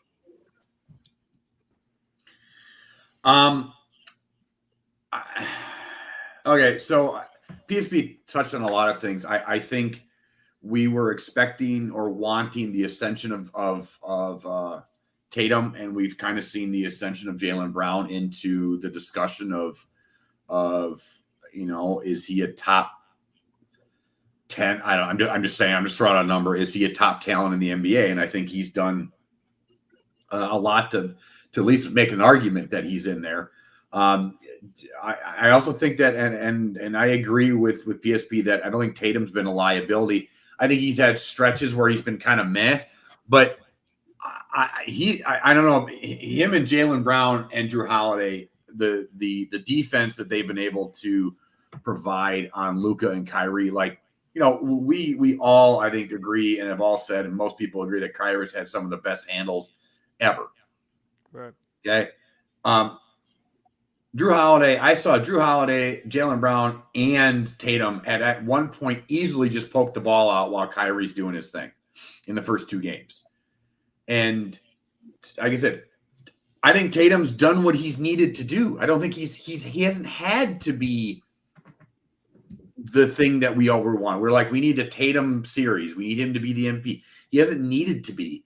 And because to me, and I was listening to Bill Simmons and Doc Rivers today on his podcast, and they mentioned that that they're not, it doesn't matter who like Luka's the best player in this series for the most part. I mean, you could argue with Tatum, but he's the best player in the series. Okay. But I don't, and like when you think about Boston, I don't, there's this all of a sudden when Jason Kidd dropped that Jaylen Brown's the best player on the team. I don't think it matters. They're just so good. They're like the 04 Pistons. Like, there's no best player on that team. You could argue Ben Wallace, but like, they were a collective. They were a team. They were so deep that you just couldn't compete with them. And I think it's going to be a 4-game sweep. I think we severely underestimated Boston's defense and their ability to do it. As a Bucks fan, I hate that Drew Holiday trade even more than I did when it happened. I know we got Dame for it, but it looks really dumb right now. Yeah, it just does. As far as Dallas, what they do, I really think you just kind of let this team grow another year. PJ Washington is going to be another year older. He'll be 26. Most of these guys are pretty young. Luka's only 25. They're going to ascend into this like late 20s stage, where a lot of players finally get to their peaks. So I wouldn't do too much to this roster. If you want to tweak it a little bit here, but again, I'm going to sound like a broken record. I don't like making, the narrative going into the season. What does Dallas have to do to change up this roster to blah blah blah blah to help Luka out? And is he going to leave then? And I just think that's silly. I mean, you just made a team in the finals. They're all basically in their like mid 20s or a little bit in their late 20s, except for Kyrie. He's 32. So I don't think much needs to be done. I think they're a really good team. They just need to add some pieces. And the younger players like Lively needs another year. He's only 20 years old. Rookie. He's a rookie, exactly. So Right. Give them another year. Give these other young guys, these role players, time to grow and play more with Kyrie and Luka, and see what happens. And when, next year when Lively and PJ Washington, you can actually depend on them to consistently do more, then maybe this is a different series. Also, if the Dallas Mavericks, sorry to interrupt you guys, Dallas Mavericks, if they want any chance of winning this one, they're going to have to knock down their threes. Because if you look at the past couple of games, they have been struggling absolutely from the three, even with game 2, which was, other than game 3, one of their closest games. Boston didn't even shoot that well from the 3. So you can't win games when you're not knocking down your threes. And then on top of that, when you're also getting out-hustled. BRF? In this, in this series, Boston, and I kind of had a feeling that they were going to be able to do this. Boston, because if we go back to the Western Conference Finals, I feel Minnesota was a deeper team than Dallas. But Boston is doing what Minnesota couldn't do as far as like just not making mistakes and everybody just being able to, the depth being able to actually contribute. And they're they are attacking the hell out of Luca with their offense defensively. They have made Luca looks like a deer in headlights trying to play defense against this team. He's frustrated. He's looked bad bad defensively against Boston. Just like their wings like Tatum and Brown and even with their guards, Drew and Derek White, and then like a guy like Peyton Pritchard coming off the bench, and just I felt like I I was picking Boston at 6. I felt like Boston in 5 if Kristaps Porzingis played. But I mean, Kristaps Porzingis really hasn't been like outside of that game one. He really hasn't. He hasn't really like dominated the series like that. It's been Jaylen Brown. Jaylen Brown has just been an absolute. He's been a stud in these finals. Yeah, like Flash said. If the finals ended last night, he's MVP, and I don't think it's close. I don't think it's close. What he for maybe Drew Holiday, and that's about it. Yeah, I agree. Yeah, I think Drew Holiday's the only other person I would put in talks for MVP, and I still don't think it's close. I think it's easily Jaylen Brown what he's been doing. But yeah, like I was saying, Boston has just been able to attack them in ways other teams just haven't been able to. Like that, I feel like Dallas thrives in terms of like Luka and Kyrie, and then their bigs being able to get up and down the floor, being able to get off and not just offensive rebound, putbacks, but also defensive rebounds, getting the ball in Luka and Kyrie's hands, running the floor, lobs, different things like that. They've been able to thrive against that, and they just haven't been able to do that against Boston because Boston is just really they've dictated the pace of the series since the first minute, and you kind of see how it's been going. So just I knew Boston was good. I had a feeling I picked Boston to win this series, but the way that they have just been like they just look far. I knew they were the better team. They look far and away the better team. I think this series ends tomorrow. I think Boston they have Dallas's number. They know how to utilize their strengths. They're attacking Dallas's weaknesses. I think at this point in playoff series, when you get to a certain point, when you just know how to attack the other team, there's really not a lot the other team can do. They can adjust, they can do this, they can do that. But at the end of the day, when you have that A1 weakness, if you're the team that's winning, what is there that you need to change at this point? Boston doesn't need to change anything. They know how to attack Dallas, and they're frustrating the heck out of Luka, and there's nothing they need to change. I think this series ends tomorrow, and I think Jaylen Brown is going to win Finals MVP. But I have a sneaky suspicion Jason Tatum's going off tomorrow. I have a sneaky suspicion. I just want to say I because he's never won one, and I want to say that 38-year-old Al Horford is out. Shout out to Al Horford, who's finally going to win a ring, and honestly, is still at 38 years old, being a major contributor on a championship team.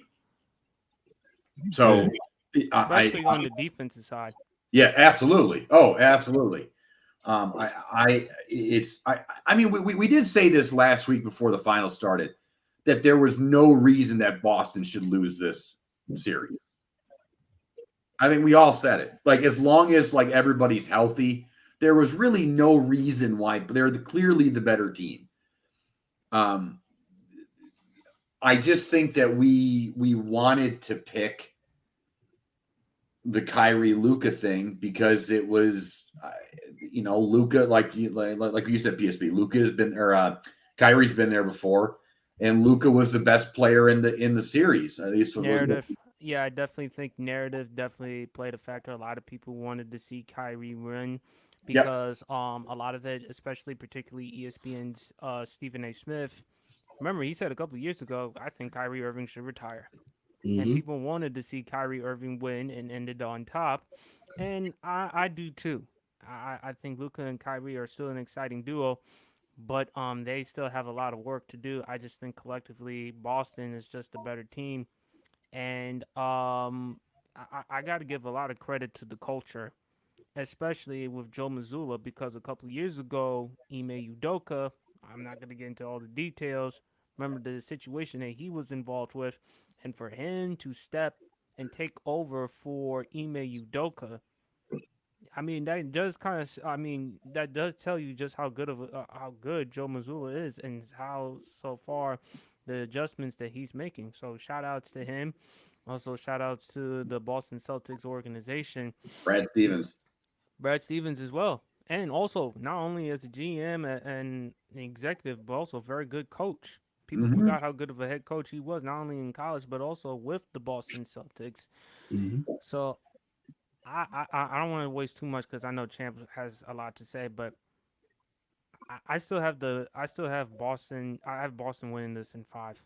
I think Dallas, okay, they'll probably win one game, and it's probably at home. Outside of that Boston fan base is going to be packed.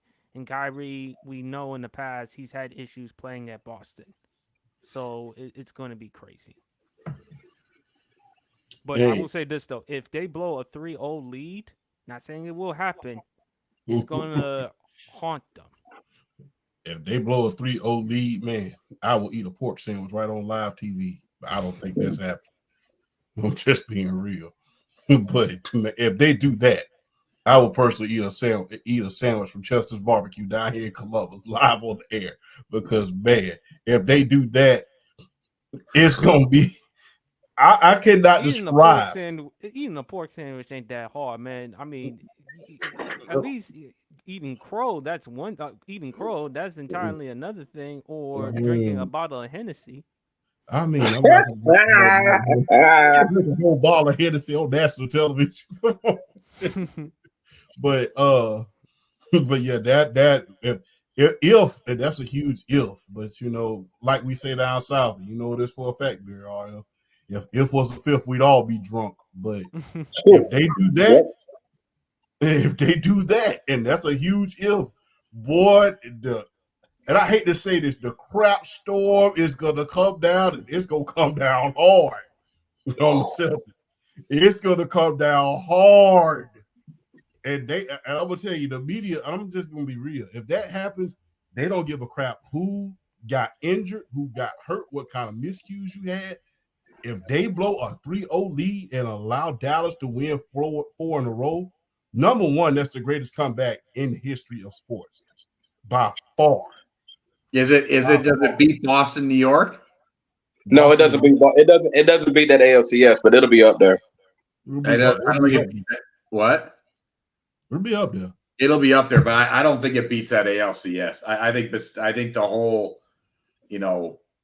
Curse of the Bambino and all that kind of stuff. I don't think it beats.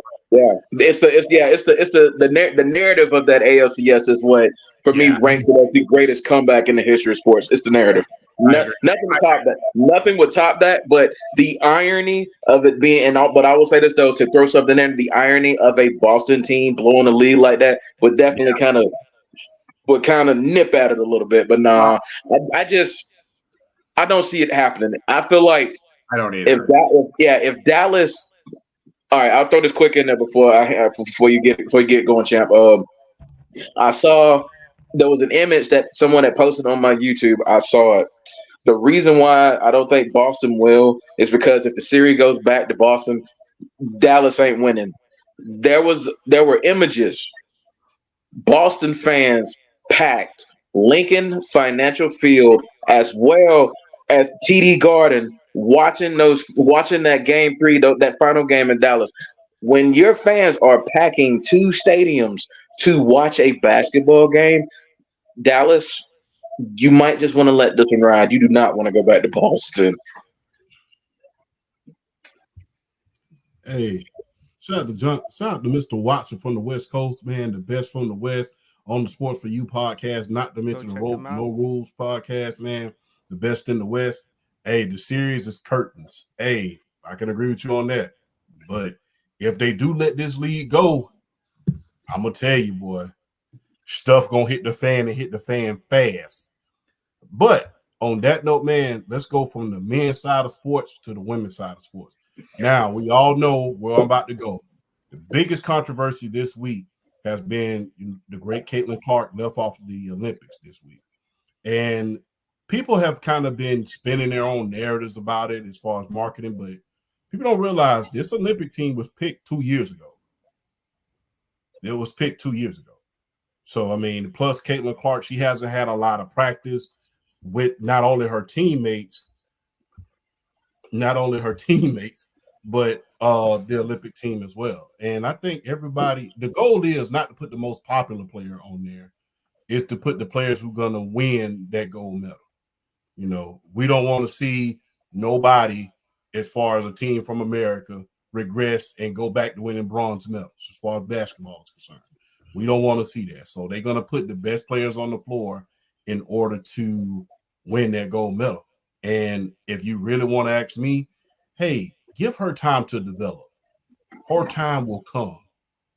Let's win this gold medal first and see how her and this rookie class will do in the future. As we see Cameron Brink, she's already on the 3-on-3 basketball team, though.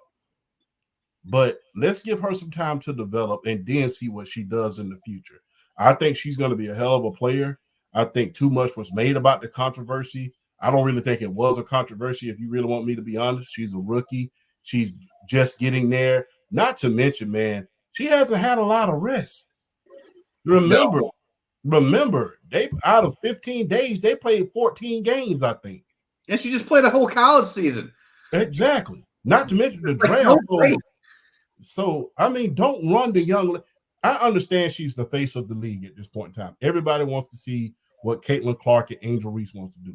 But don't run them into the damn ground. No. That's not going to help anybody. Champ, I think the biggest problem is we're being too greedy. And I think people are just rushing just for Caitlin Clark to say the WNBA and stuff. We have to look at it from a meritocracy standpoint. Caitlin Clark is young. She's exciting, but give her time. And I just think we're really doing a disservice to all the other great WNBA players. Wilson, she is putting up the numbers, points, rebounds. She's the MVP as far as I'm concerned in the WNBA. There's also the landslide. There's also the other great basketball player from the New York Liberty, Sabrina. I keep mispronouncing. Ionescu. And by the way, she challenged Steph in that 3-point shooting contest. We really gotta stop putting some players on such a pedestal. Do I think Caitlin Clark will eventually become the player that she is? Yes, but give it time. Only good thing with the WNBA and women's basketball is, like I said on my pod, Champ, is getting more attention, is getting more coverage, and it's giving us more like us for us to discuss and talk about rather than just the NBA. Because once the NBA season is over, believe me, I'm going to be watching more of the WNBA. I haven't been doing as much because I've been still watching the NBA playoffs, the finals, of course, getting ready for football season and everything else. But yeah, watching the WNBA, there are other great talents around the WNBA. And plus, to your point, Champ, is she going to be a next great player? Or, as you mentioned, Christian Laettner? Do you really want to put that pressure on her? And plus, with a lot of young players, a lot of young athletes, of course, the advent of social media, mental health, and all these other things, do you really want to put that on her? Because if she doesn't end up becoming the player that she can be, then I'm going to take a little bit of a different spin on this. I do think she should have been left off the team. I think just for her health. No, but I agree. I agree there. That I 100% agree with. I do think, though, I don't think that – I know we're talking like that there's this narrative of we're disrespecting the other talent in the WNBA. I don't think that's the case. The reason why we just said it, like even us, we're tuning into WNBA games now. Caitlin Clark has caused us to notice all these other talents finally. The exposure. So, like, I don't think that's. I mean, it depends on, is it a glass half full or half empty thing? So, like, you can sit here and say, well, Caitlin Clark, well, she's just taken away from all these other girls. Well, look, I'm just going to be blunt and honest and just point out the elephant in the room. Nobody give a crap about all these other girls until Caitlin Clark showed up. Now, none of us did here. We can all say how talented they were, okay? But none of us were tuning in, or the average fan wasn't tuning into a WNBA game until Caitlin Clark and Angel Reese showed up. So I do think that there is this is a great thing for the WNBA, and I think that's what needs to be concentrated on. I think let's just enjoy this. I want to just enjoy this because they play again this weekend, Angel Reese and Caitlin Clark. It's on ABC again, and I'm tuning in again, and I'm going to have my daughter watch with me, and I just want to enjoy this. I mean, and I was all for the argument about like whether it was being like if Caitlin Clark was being done dirty on the court and stuff like that. But now we're getting to the point where like now anything that's going to happen with her is going to be under a microscope. And it's going to be annoying. And it's just because it's going to be driven by Twitter. And that's the crap that like the USA basketball thing, it's just outrage culture. And that's the part that's going to like, I just want to tune in and watch this game because I loved the last game.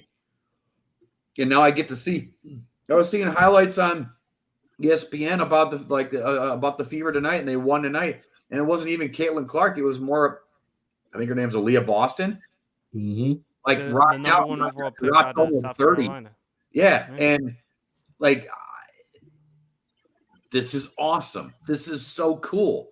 I never thought I would ever care about the WNBA ever. So like. I think that's the part that we should really concentrate on. This outrage crap that we get on Twitter, like, oh my God, Caitlin Clark, she wasn't put on this thing that I really, really like, and this is just terrible. And it's just like, that should just be ignored. Let's just ignore this. Ignore all that crap, and let's just enjoy this. You're right. Her time will come. She will lead a gold medal team at some point. I'll put a stamp on it right now. It's just not now. And that's okay. Let this grow. That was a really good impersonation. Thank you, Flash. I got to follow that. Appreciate it. Thanks. But I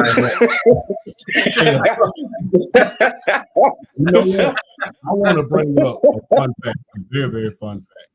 Sorry. They're playing on CBS. Ironically, that is the station that resurrected the NBA. With who? Bird and Magic. Angel Reese, Caitlin Clark playing on CBS, the same station that Bird and Magic made famous. They actually doing it? Right. Huh? They actually doing it on CBS? It's on CBS. I don't know ABC this weekend. It's on Paramount CBS. So, is it? Okay. Yeah. Wow. So ironically, they're playing on the same station that helped resurrect the NBA during the 80s. That is flat out special, man. This is really cool. Yeah. The same station that put Bird and Magic against each other as a doubleheader damn near every single week. Yeah. So that's like special. This is really cool to watch. Like I'm excited to sit down with my daughter after church and watch a WNBA game. Yes, indeed. Yes, indeed. Yes, indeed. BRFDSGB. Sorry, dude. No, you're good. You're good. You're good. You're good. That was a great impersonation, by the way. It's not like I can knock you. That was awesome.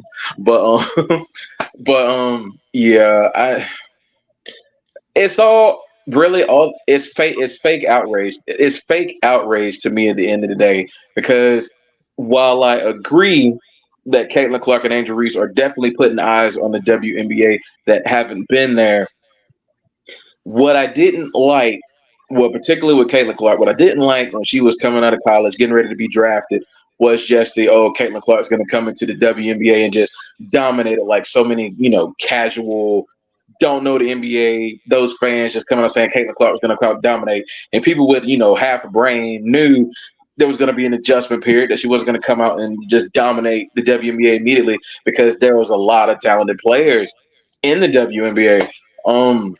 I don't think there's a controversy of her being left off the team. I mean, if you want to analyze it, if you want to truly analyze it from a basketball perspective, who are you going to take off the team for Caitlin Clark? Okay, the first choice, Diana Taurasi, no chance.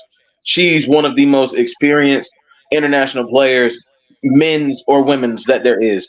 And somebody showed a graphic of Caitlin Clark's numbers this season compared to Diana Taurasi, leaving out the fact that Diana Taurasi is 42 years old.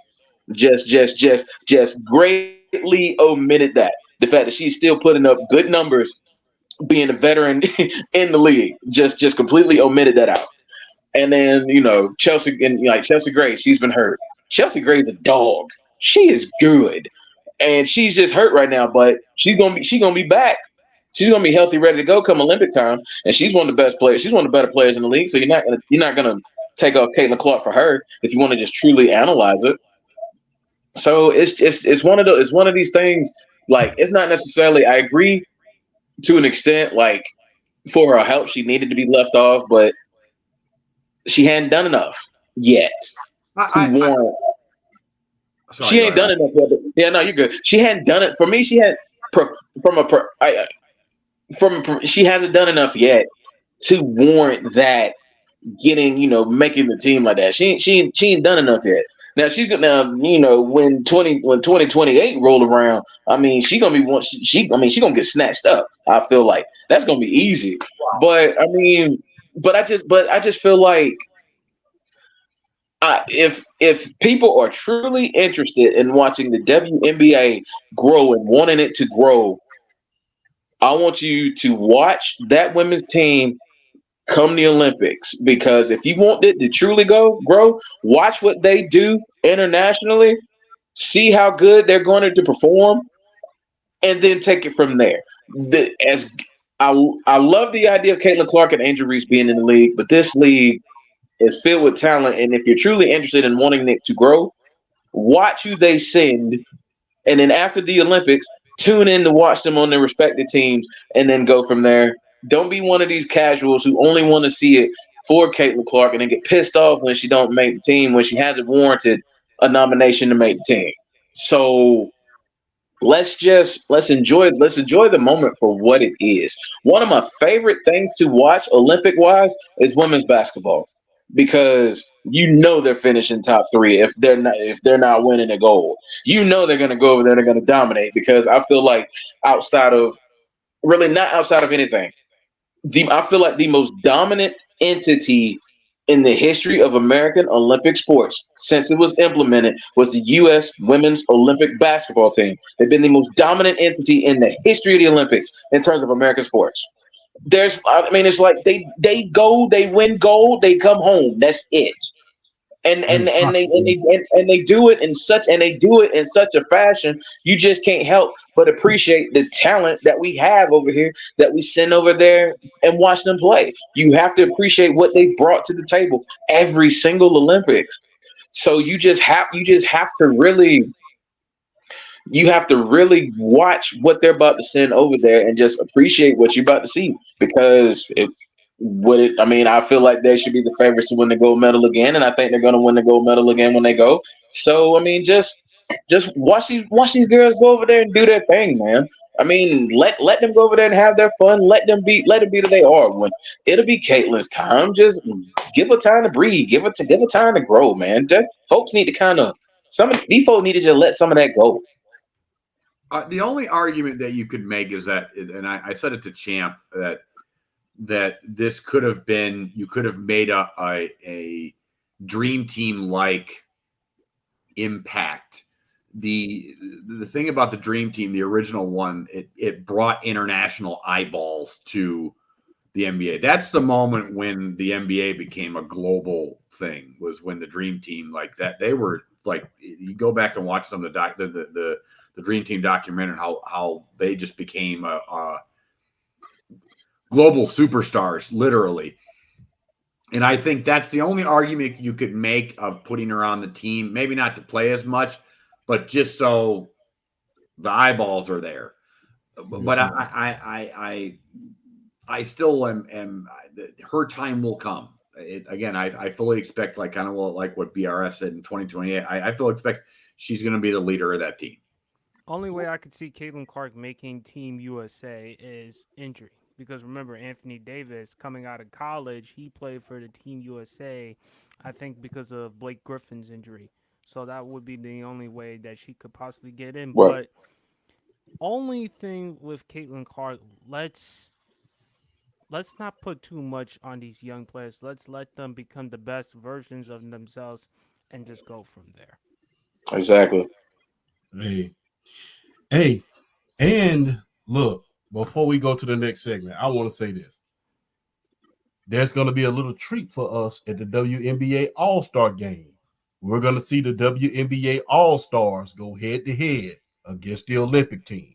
So you know damn well Caitlin Clark and Angel Reese is going to make the All-Star team. So it's going to be interesting to see what they do against the Olympic team. So I can't wait to see that as well, man. That's interesting. Yeah, that is interesting. I think the NBA should do that. Unfortunately, it would just be like a dunk fest and nobody would actually try. But whatever. I mean, the All-Star game's already. The All-Star game's already a dunk fest anyway. The only thing you're doing is changing the format. Again, man, But I can't wait to see. Go ahead. Champ being slick. He being slick. What you mean? Are we gonna forget your Lakers not getting the head coach that you wanted? I don't want to look here, man. Look, I love the Lakers off of this show for a reason. I don't even want to discuss the Lakers right now because they discuss me. So, but we should mention Jerry West. Yes. Rest in peace to the late great Jerry West, man. Look, the logo.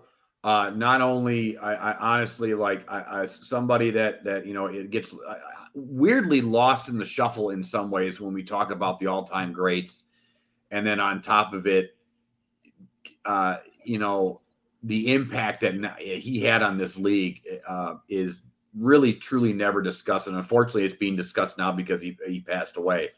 But if I could interrupt for a second, absolutely, go ahead. Real quick. You know why he gets lost in the shuffle? And I'm going to say this live because you got dumb guys that's supposed to be hired as coaches like JJ Redick talk about these guys played plumbers. That's why he gets lost. When that couldn't be any further from the truth. No, we done with the 90s. We done with the 80s. He can do voice. He can do voice things too. So I'm saying, like, no, that's why I say I hate those arguments because it's like, okay, so we're just giving the players today all the credit in the world for continuing the evolution of the sport. I mean, that's what they're supposed to do at the end of the day. They're supposed to be better because they have so many more things in their favor nowadays. You have to appreciate the players who paved the way for what we got going on, for what they got going on right now. I mean, it's like, let's put this player in this era, and let's put this player in this era. Let's put this player in this era. Let's just appreciate the eras for what they are at the end of the day. They are each a piece, a stepping stone for the NBA to get where they are now with the talent depth being the deepest it's ever been. Just having really good players on every team and not just having 3, 4, 5, 6 teams having all the good players. So I mean, it's just, I don't know. I've never been a fan of the air arguments because it's hypotheticals. I mean, yeah, you may say that, but I mean, hey, it's not gonna happen. So I mean, it is what it is at the end of the day. So just take it what it's worth. Yeah, that whole "we done with the '90s" thing. I literally want to have an aneurysm when that whole argument came up. It's really such a disservice to the older players because this is one of the reasons why they just don't get the credit or recognition. The older players, but when I look at Jerry West, pioneer not only as a basketball player but also great executive, Absolutely, great basketball mind. I mean, of course, able to get Kobe and Shaq by getting Shaq in that trade in '96, and then of course getting Kobe in the draft. Just his vision. Just really the game. I mean, the game is truly going to miss him. The logo. Hearts and prayers just go out to his family, of course. Yeah. I want to say Most this about definitely. the players. I want to say this about the old school players because I'm going to pay homage to them, and then we'll move on to the next segment. The thing I hate, the reason why I say I hate the fact that they say we're done with the 70s, we're done with the 80s, we're done with the 60s, is because they didn't have the advantages that we have today. Some of these guys wasn't making millions of dollars. Some of these guys had to work on the off season in order to be the best that they could be. Not to mention, even if they were to be full-time play, even the ones that were full-time players, they didn't have strength and conditioning coaches. They didn't have nutritionists. They didn't have guys telling you to eat organic food. They didn't have guys telling you to go to Bali for a week in order to go to a dungeon that they're going to put you in order to make sure that you have to be in a hyperbolic time trainer. When Jerry West played, when he hurt his hamstring, they shot him up with Novocaine. I'm laughing, but that's They shot him up with Novocaine. If you don't know what Novocaine is, that's what they put in your teeth in order to numb you out before they snatch your shit out. So, so that's what Novocaine is. So for you to get shot up with Novocaine and play on a torn hamstring is something special, especially in the NBA Finals.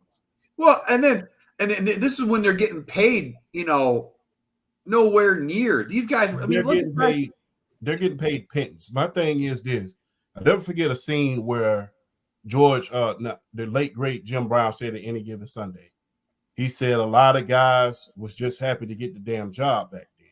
A lot of us shoveled liquor in the off season. A lot of us, were bankers in the off season. Hell, a lot of us even got into the wrestling industry because that was all we could do in order to make ends meet. It wasn't a 365-day sport like it is today. There wasn't no. If you got hurt back then, you was hurt. Like I just said, you just got shot up with, and you can attest to this as well, Flash. And I hate to compare it to football, but look at a certain play where Ray Nitschke had hurt his leg. He was literally limping when he caught the interception. So those players didn't have, if you back then you tore your ACL, your career was as good as done. Yeah, look at Gale Sayers. Yeah. So I just that, but you're absolutely right. It's just like look at somebody like I know we're going like a couple decades up with this, but look at Ronnie Lott. Ronnie Lott literally cut off his finger. Yeah. And now don't get me wrong, I know the guys in the 80s were getting paid a little bit more money, obviously, but it's like this whole it's why I get annoyed by this YouTube. I call it the YouTube era of sports fans. Like I used to explain to my nephew who TikTok era too. Yeah, TikTok era too. Yeah, it started with the YouTube era because you only just got to see highlights, and I used to have to describe to my nephew when I was married and tell him like you have instant access to everything. I'm like, do you realize when I was growing up, I couldn't even watch? It wasn't a guarantee that I could watch the Milwaukee Brewers because if it wasn't sold out, it was blacked out. Like the access that these kids have now, and it's like the fact that you just the whole like all these guys before that, the Jerry West, the Ronnie Lotts, the Wilt Chamberlains, and so on. Bob Cousy's, we could go so on and so. And the whole like, oh, they were just plumbers and insurers. Like, yeah, they were to feed their families in the off season. In the offseason, like Paul Hornung was an insurance salesman in the offseason. Paul Hornung is one of the greatest running backs in college football history and in NFL history. And the dude was selling insurance in the offseason. And when you think about that, that gives them a hell of a lot more to be, because how many people can literally say, hell, I came off of the insurance and came out here and ran 1,000 yards. Yeah. How many people can say that that I was able to not only have a full off-season training where I'm not going to cryostasis and doing all of this, and I can still come out here and put up 40 points a game. They didn't have the nutrition that we did today. Can you imagine? I'm gonna let you go, PSP. Can you imagine if, let's say, Rocky Marciano had the nutrition that we did today? He beat the hell out of somebody today. Dude, look at Larry Bird. Can you imagine Larry Bird? Like basically the Celtics organization be like, no, you're not shoveling your driveway. We're gonna pay somebody to do that so you don't flush out your back. And he's not drinking 30 beers after a game. Can you imagine Larry Bird in this era? Oh, Lord. Go ahead, PSP. I'm sorry. No, it's all good. Do you think, and again, it goes back to the pod, do you think people like, I don't want to throw his name under the bus, but our guy, Hot Take Kenny Champ, why he gives people like Wilt Chamberlain a bad break? Because when people look at Wilt Chamberlain, they don't even look at him as a top 10 or even one of the greatest centers in NBA history. They act like he never transpired. Like, I hear constant discussions about, I mean, don't get me wrong, Kareem is my number one center of all time. They argue Shaq over him. They argue Olajuwon over him. They argue Bill Russell over him. And I'm fine with that. But do you think it's like we as the generation now with the millennials, Gen Zers, or whoever, and we have all the resources. We have all the resources out there to do the research, to take the time to actually form our analysis. I feel like it just goes to show how much of a disservice we're doing to the older people who paved the way, and with all the resources out there, and we still can't be able to take the time to do the research. What does that say about us? Because our job is to put things into context and to give things from a perspective. And when we treat the older players like that, like the Wilt Chamberlains and others, what are we really doing? What's so sad about what you said is this. You can have all the evidence in the world, and this is piggybacking on what you're saying. Okay. You could have all the evidence in the world, and someone will still try to disprove that evidence. People will go as far as to saying all this footage that they got, and they don't have any footage of the 100-point game. It must didn't exist. Well, people have to understand the TV rights wasn't around back then like it was today. No, there wasn't a lot of TV rights. You only call, and I can attest this because my father, God bless my father, he used to tell me about they only played certain NBA games on Saturday and Sunday. Yep. They didn't play games in the middle. They didn't let you play games on television in the middle of the week like they do now. I had to explain to my nephew too, and like a lot of other younger kids, I just go like, the reason why I was an Atlanta Braves fan, so shout out to you guys, growing up, is because I couldn't watch the Brewers when I was a kid because everything was blacked out. But when I went to my grandparents, they had cable, and the Braves were on TBS. Yeah. So like I was guaranteed I could watch every single Braves game. Not to mention like they would my grandfather talked about the Milwaukee Braves so much, so it was a natural transition. But it was like it is so sad to me to watch like I think social media and media in general feeds into this. Like we just go back to what we were talking about last week when everybody's like, are Kyrie and Luka the greatest backcourt of all time? It's just like, did we just like, no, it's not even close. Like, no, like we got to stop this whole discounting the thing that happened 5 minutes ago because, or 20 years ago or 30 years ago, just because it's not recent. And it's just sad. It's just sad to watch. Like, I mean, I'm a huge Tom Brady fan, like massive. Like, I don't think there's not a day that goes by that I don't wear something Tom Brady, like whether it's like a shirt like this or whatever. I didn't definitively put him over Montana until he won his fifth. I couldn't. Sure. I couldn't. I think to earn that, you had to earn the GOAT of all time to be like considered that. You need to demolish the other GOAT before you. Yeah, I agree. And I have to say this, like I said, if we all know that one older guy in each and every last one of our lives, I don't care if it's your uncle, I don't care if it's your older brother, if they were born back then, we all knew a guy that had the talent, but just that didn't necessarily have the resources. And if you would have put those guys in this era with the nutrition, with the healing, with everything of that nature, guess what? They would have been just as good. They The would thing definitely is this. maximize potential. Exactly. When you think about the injury that Jerry West had in the finals, you got to think about this. Those are just the injuries that they reported because they couldn't play, because they was afraid that he wasn't going to play. That's not including concussions. Back then concussions wasn't a big thing up until recently.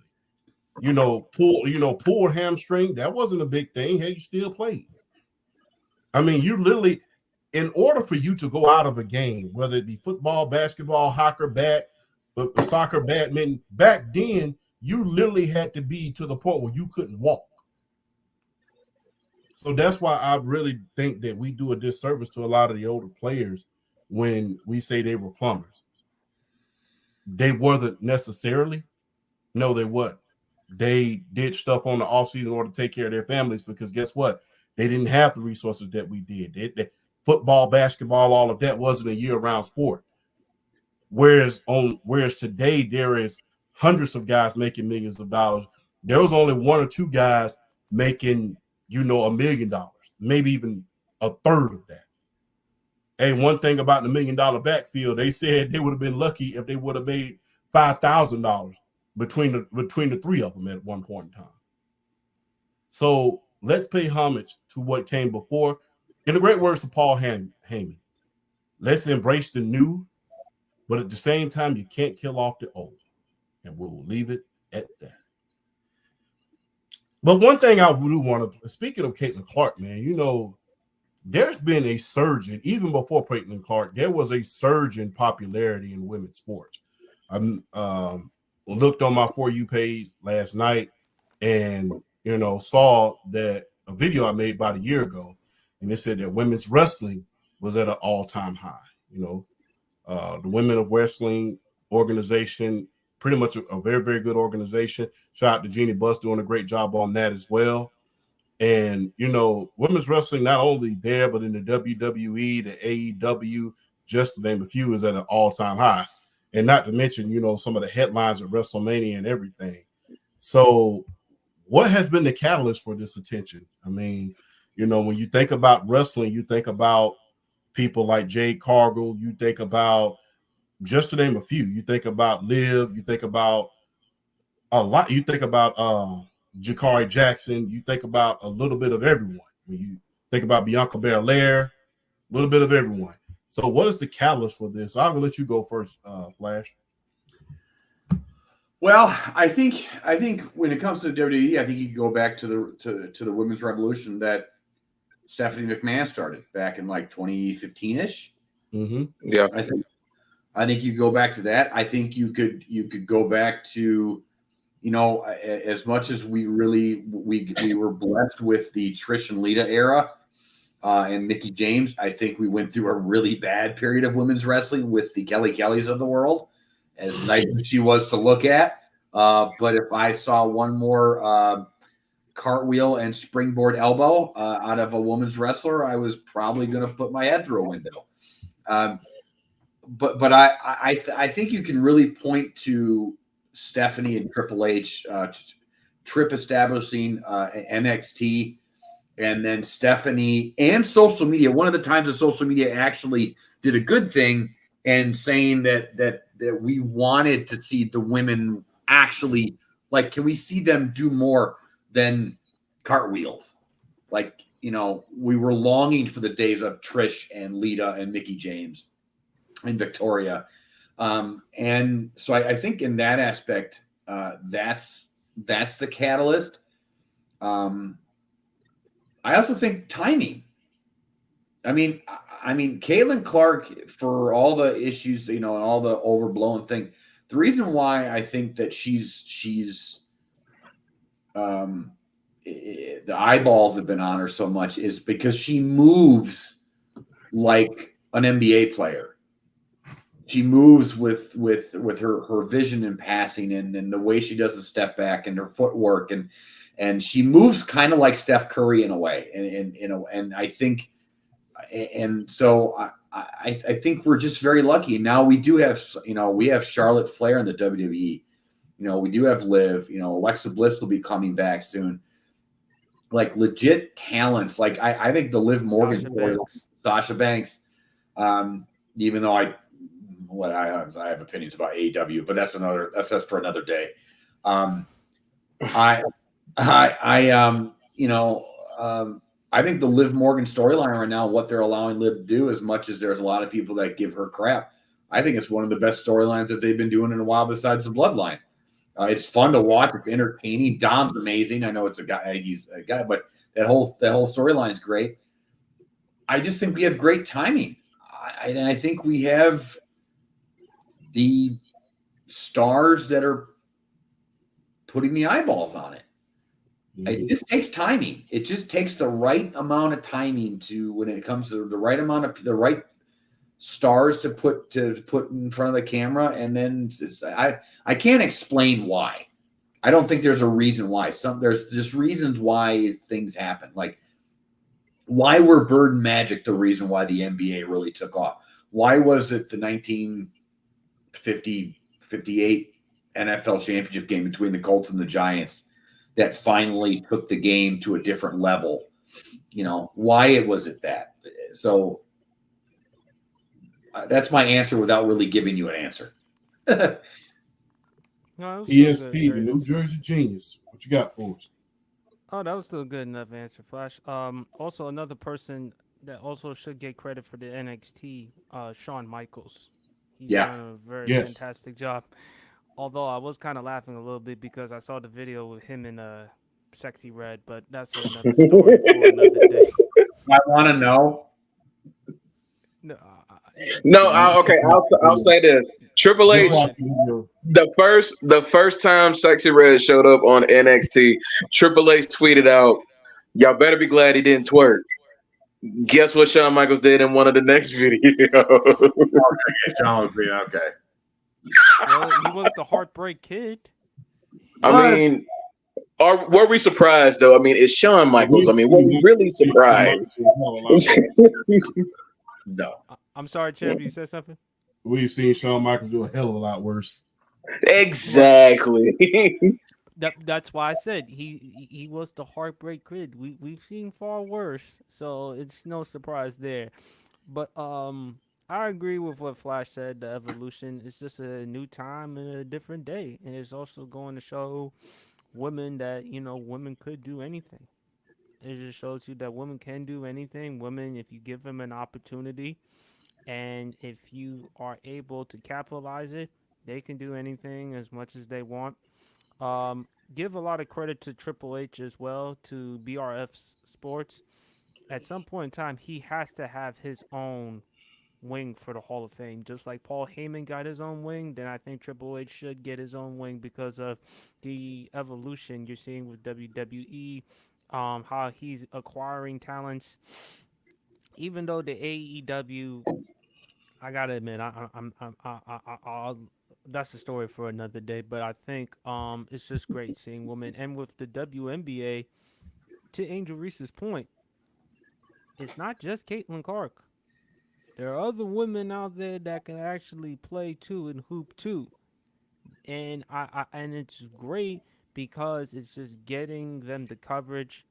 It's just getting us to recognize their game. And I've been talking to a lot of guys. I've been trying to tell my friends, my male friends, you gotta watch some of the WNBA whenever you have the chance. Like whenever you have the time, watch some of the WNBA. Watch Caitlin Clark. Watch Asia Wilson. Watch Angel Reese. Watch a lot of good basketball players because again, man, and again, it's only gonna get even better. Like we got that USC player Juju, so it's only going to get better and better. So my thing is with women's basketball and for the WWE, keep it up, and then hopefully we can continue on for generations after generations and after generations. Bottom line is, women can do anything as long as you're willing to put in the time and the work, which we know that they are. And hey, I'm sorry, underestimate talent, and don't underestimate what they can do. Worst thing you can do is underestimate someone, and when you do that, eventually you're gonna have to pay for that. Bottom line. Frank. As an avid, and I've been for years, to be honest with you, I've always been a real supporter and wanting to see women's wrestling thrive. So seeing them in the state they're in right now makes me really, really happy. Really, really happy. Um, and if you even want to go a little farther back as far as like the women's wrestling part of it, a catalyst, when WWE was having those like really, really dark times and not giving women time to wrestle in that Divas era, the TNA knockouts of the late 2000s, I feel really kind of, it was one of those things that they kind of, I would say they really kind of lit a fire in the WWE in terms of like, okay, yeah, we really need to step it up with our women's, because for a long time, the TNA knockouts killed the game as far as wrestling was concerned. I mean, remembering some names like, they snatched Gail Kim from the WWE, and then you had like the Angelina Loves of the world and the Awesome Kongs of the world and the ODBs of the world, and just women like that who could go. I mean, under the Roxy Laveaus. I mean, women like that could just go. I mean, put them anywhere, they could just go. And I loved a lot of those matches, like the late 2000s, early 2010s, and just I think WWE saw that and really were like, yeah, we need to kind of start taking this women's wrestling a little serious, because there are other companies out there that just destroy us in their women's wrestling. And I feel like they took it upon themselves to finally do something. And I think the big catalyst for them was getting the right ones. Charlotte Flair and Becky Lynch and Bayley and Sasha Banks. They picked the right four for the job.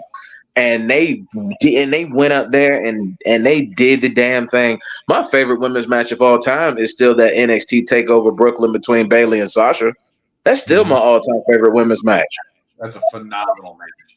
That's still my all-time favorite women's match. They tore the freaking house down.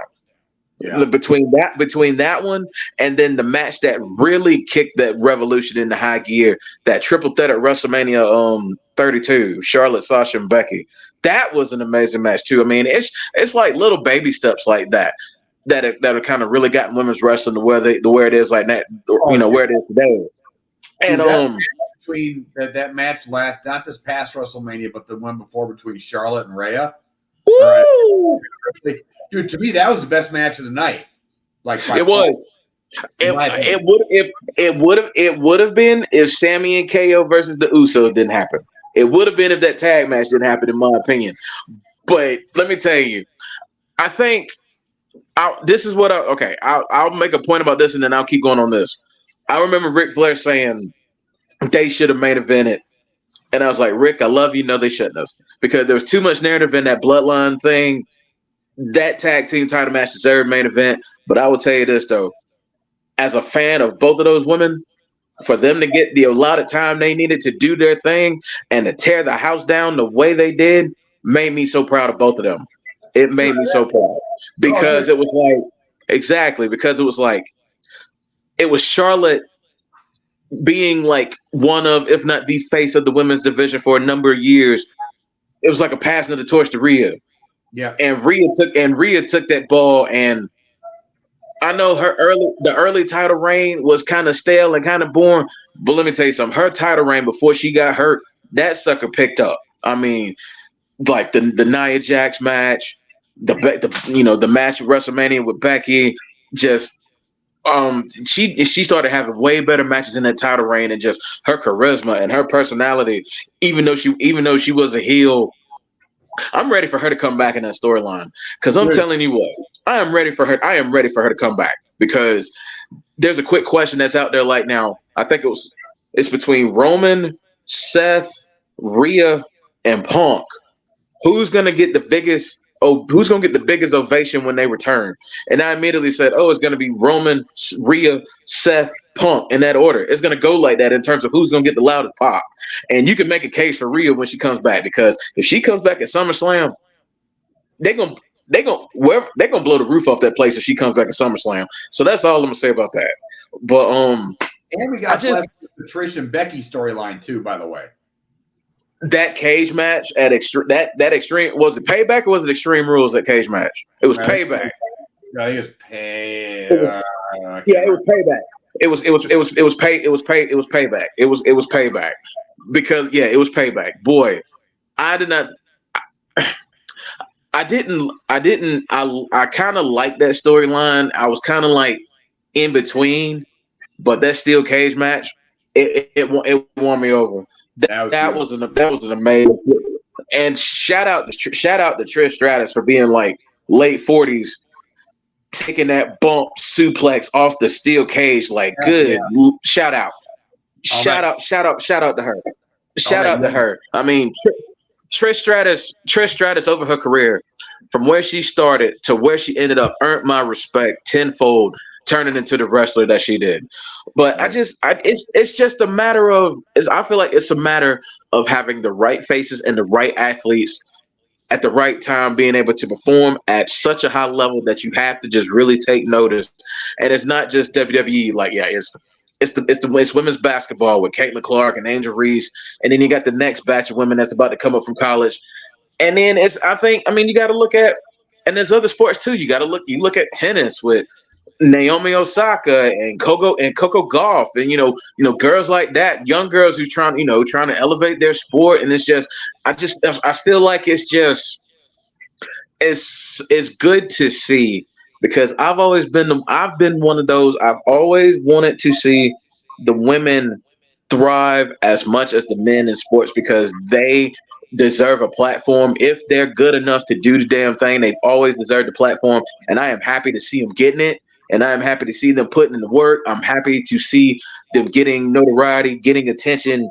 Just kind of, if they're not on a level playing field as the men, I feel like they're going to get there. Just if everything just continues to fall into place. And I feel like the biggest catalyst of all this is just having the necessary talent and having the right talent to be able to put out in the forefront, and just letting them do their thing and bringing eyes to the products. So I just think it's a testament to these women and how hard they've been able to work and just being able to go out and do their thing. And I'm here for it, and I can't wait to see where it goes. I will say this, and we'll go on to the next segment. Women's wrestling took that next step when the WWE and every other organization focused on their athleticism rather than gimmick matches. And you know what gimmick matches I'm talking about. We're not absolutely here because it can be very, very degrading. But when they start focusing on, I will say, stable type matches and more of the leader type matches, that's when it became in its apex. And I think that's what the catalyst has been. Them focus on their athleticism rather than a lot of the other stuff. A lot of the stuff they focus on doing the attitude era. So, and we'll end it right there. And quick segment before we go off the air. Just a quick one. Just a quick name. Who is a future face of women's sports? I'll go first. Lash Legend. I got to go with Lash Legend. She has the charisma. She has the athleticism. She's a former WNBA player. Her mic skills is real, real good. And the way she carries herself with metaphor, I mean, I like that. So I think Lash Legend is a future face of wrestling. PSP? Women's sports or women's wrestling? Women's sports, period. That's tough.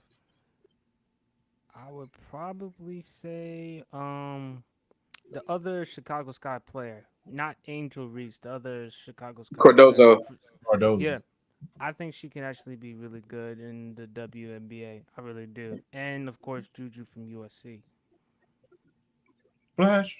I'm going to say when it comes to wrestling, I think women's wise, I think it's going to be two of them. I think it's going to be Rhea, and I think it's going to be Tiffany Stratton.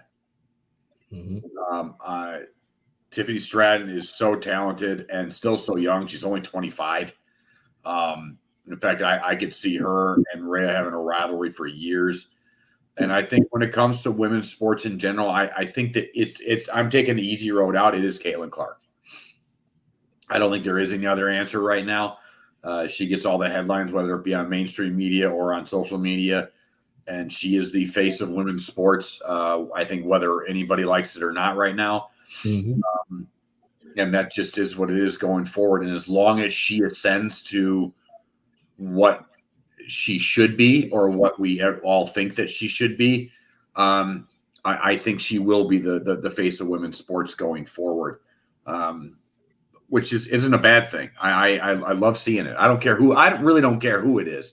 But I do think it's those three, I think, are the ones that I think are going to say or show women's sports in general and carry it for the next like 10 years or so. Frank? I do 100% agree with Flash about the women's sports thing. I do think ultimately, I think it's going to be Caitlin Clark, especially if she ascends to what we feel like she's going to ascend to. Now, I will say this: Cameron Brink could be up there because I mean Cameron Brink's definitely been getting a lot of talk. I mean, for obvious reasons. But okay. that woman can play. That woman is good. They did a poll right now. She was it was an ESPN poll. Right now she was voted like #1 rookie in the league right now in WNBA. In an ESPN poll, like that. I mean, it's surprising in a way, but that she's more than just her looks. She's legit. She can go. She's a really good ball player. But you put a good looking woman with some talent in front of America, and America eats that shit up in a heartbeat. They eat it up like grilling in a cookout on a Sunday, like straight up, like straight up, bro, straight up. Now I was and another thing. I think you got to go back to Rhea Ripley as far as like the women's side of it. They forget she's still just 28 years old, man. Yeah, she's still just Rhea is still just 28, and for her to already have the career that she's already had, but yet coming like just this astronomical just leap as far as like her superstardom and her popularity with this last run. Like she's just 28. So just imagine how much bigger she can still get in terms of name value and popularity, because as long as she stays healthy, as long as she continues to keep doing what she's doing, she's going to win a lot of championships. She's going to be marketed as one of the faces of the entire WWE. So I mean, you got Rhea. And honestly, Bianca, she's a little older, but I mean, Bianca is still up there. I'm definitely with Flash as far as Tiffany Stratton. I did like you talking about Lash Legend. I think another one who if they treat her right could be a very big deal is Lyra Valkyria if they book her right. Lyra Valkyria is uber talented, and I just feel like they could do a lot with her if they book her right, correct. So she's another one that I've enjoyed seeing since she made the main roster. But yeah, if I just had to pick two, I would go Rhea and I would go Caitlin Clark. No, that's Feathers. That's what I call Lyra Valkyria. Yeah, I call Feathers. Yeah. I look at Feathers. But it's like no, she's not. But I will say this though: when you're booked to beat Becky Lynch clean for any championship, they have eyes on you. They like what they see. They enjoy your work, and they got plans for you. So she's one of those. I'm gonna throw out from the wrestling side of it too. I'm a Lyra Valkyria fan, so I want to see her grow because I've been a fan of hers. She's a little too smiley for me. Yep. She's a little like she's like that. She comes across like that overzealous McDonald's window worker. Like you just kind of like, all right, like DDP was back when he was in 2001. It's not a bad thing. It's a good thing. Yeah, like and I'm not there on her yet. I need to see a little bit more. The talent. It's. Go ahead, BR. The Nia Jax match was a good step though, because she had, because that's Nia, and you're not expected to win that match, so you kind of got to get a little grimy for a match like that against Nia Jax, and she took it to Nia, and I enjoyed that match a lot more maybe than what other people might have. I enjoyed that match, so yeah, she's not there yet, but I think there's unlocked, untapped potential with her. So I just kind of see what they do in the coming months with her. And speaking of Nia Jax, I want to say so. I want to give her a shout out and a big applaud, because as much crap as that woman was given for how unsafe and how unprofessional she was in her first run, and then everybody thought she was brought back just because she's The Rock's niece. She has done her due. She has worked hard. She is becoming a much safer wrestler, and her character work has been honestly really, really good. So this is the best work. This is the best work Nia Jax has ever done. Absolutely. She is coming across like an a-hole, and it works perfectly. The way that the smirks that she does. There was this little thing that she did I forgot what match it was, but she just like kind of leaned into the camera like this, like she was trolling everybody, and it just works. And again, she's become so much safer in the ring, and bravo to her. Seriously, bravo to her. And one more quick thing before we go back to you, Champ. To all those people that make those, I know this is completely random. For all y'all guys that make those TikTok videos, those hear me out videos, and they always have a picture of Nia Jax, and I'm looking at you like, where you been, son? That ain't no hear me out. Nia Jax is a good looking woman. The hell you been?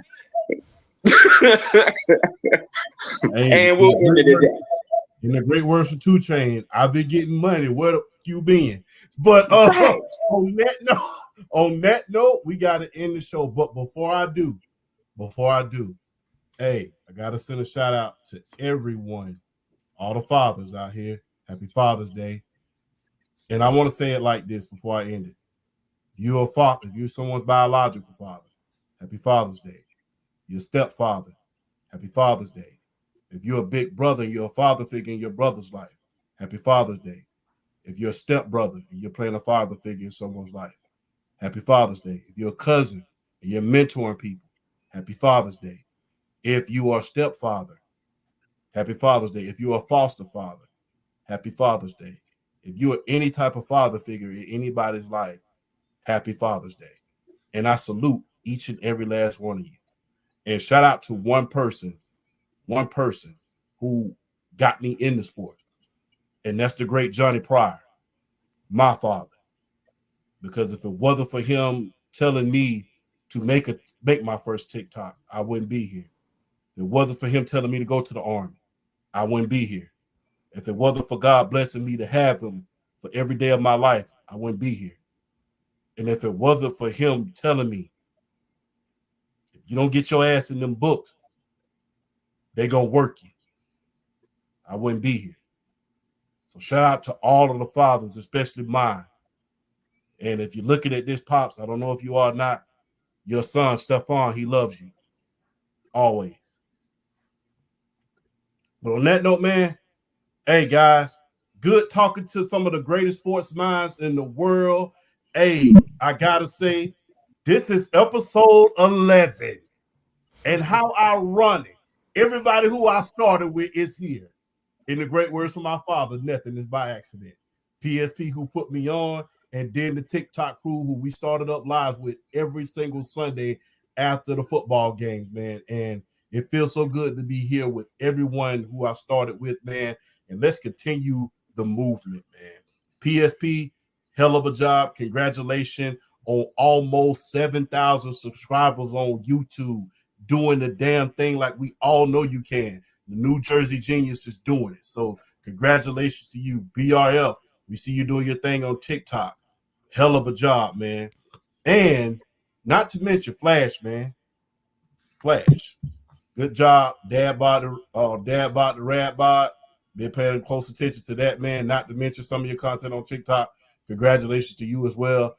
A pleasure, a privilege, and an honor to share a stage with each and every last one of you. And not to mention Flash, Frank, happy Father's Day to you too as well, brother. Absolutely, man. Much love, much appreciated. I mean, this is at the end of the day, being fathers, we know what we're here to do. We know what we represent. We know what we carry in our lives. Having kids, we know what we're here to do, and we we want to give them the best. We always want to give them the best. We strive for them to be the best. We strive to be the best for them. So any type of recognition is always appreciated. But at the end of the day, we're on this earth to provide and do what we can to the best of our abilities. So I know Flash share the same sentiment. So we're gonna continue to do what we've been doing. So PSP, you got anything? Nah, man. As always, champ, it's a pleasure. Pleasure meeting you. Of course, we're gonna continue doing great things. I know Flash and BRF are doing outstanding things as well. Congratulations to all the success that you've had, champ, especially on TikTok. And of course, stay tuned for the Sports PSP pod. Got a lot of stuff to talk about. NBA Finals. We're gonna talk about Aaron Rodgers with the OTAs. We're gonna talk about one of the most controversial moments, Bash at the Beach, and favorite LL Cool J track, and we're gonna also discuss oh yeah, Father's Day. Since it is Father's Day, favorite Father's Day episodes. Because of course, there's a lot of great ones. Family Matters, The Fresh Prince of Bel Air with Will Smith and the late great James Avery. The episode Papa's Got a Brand New Excuse.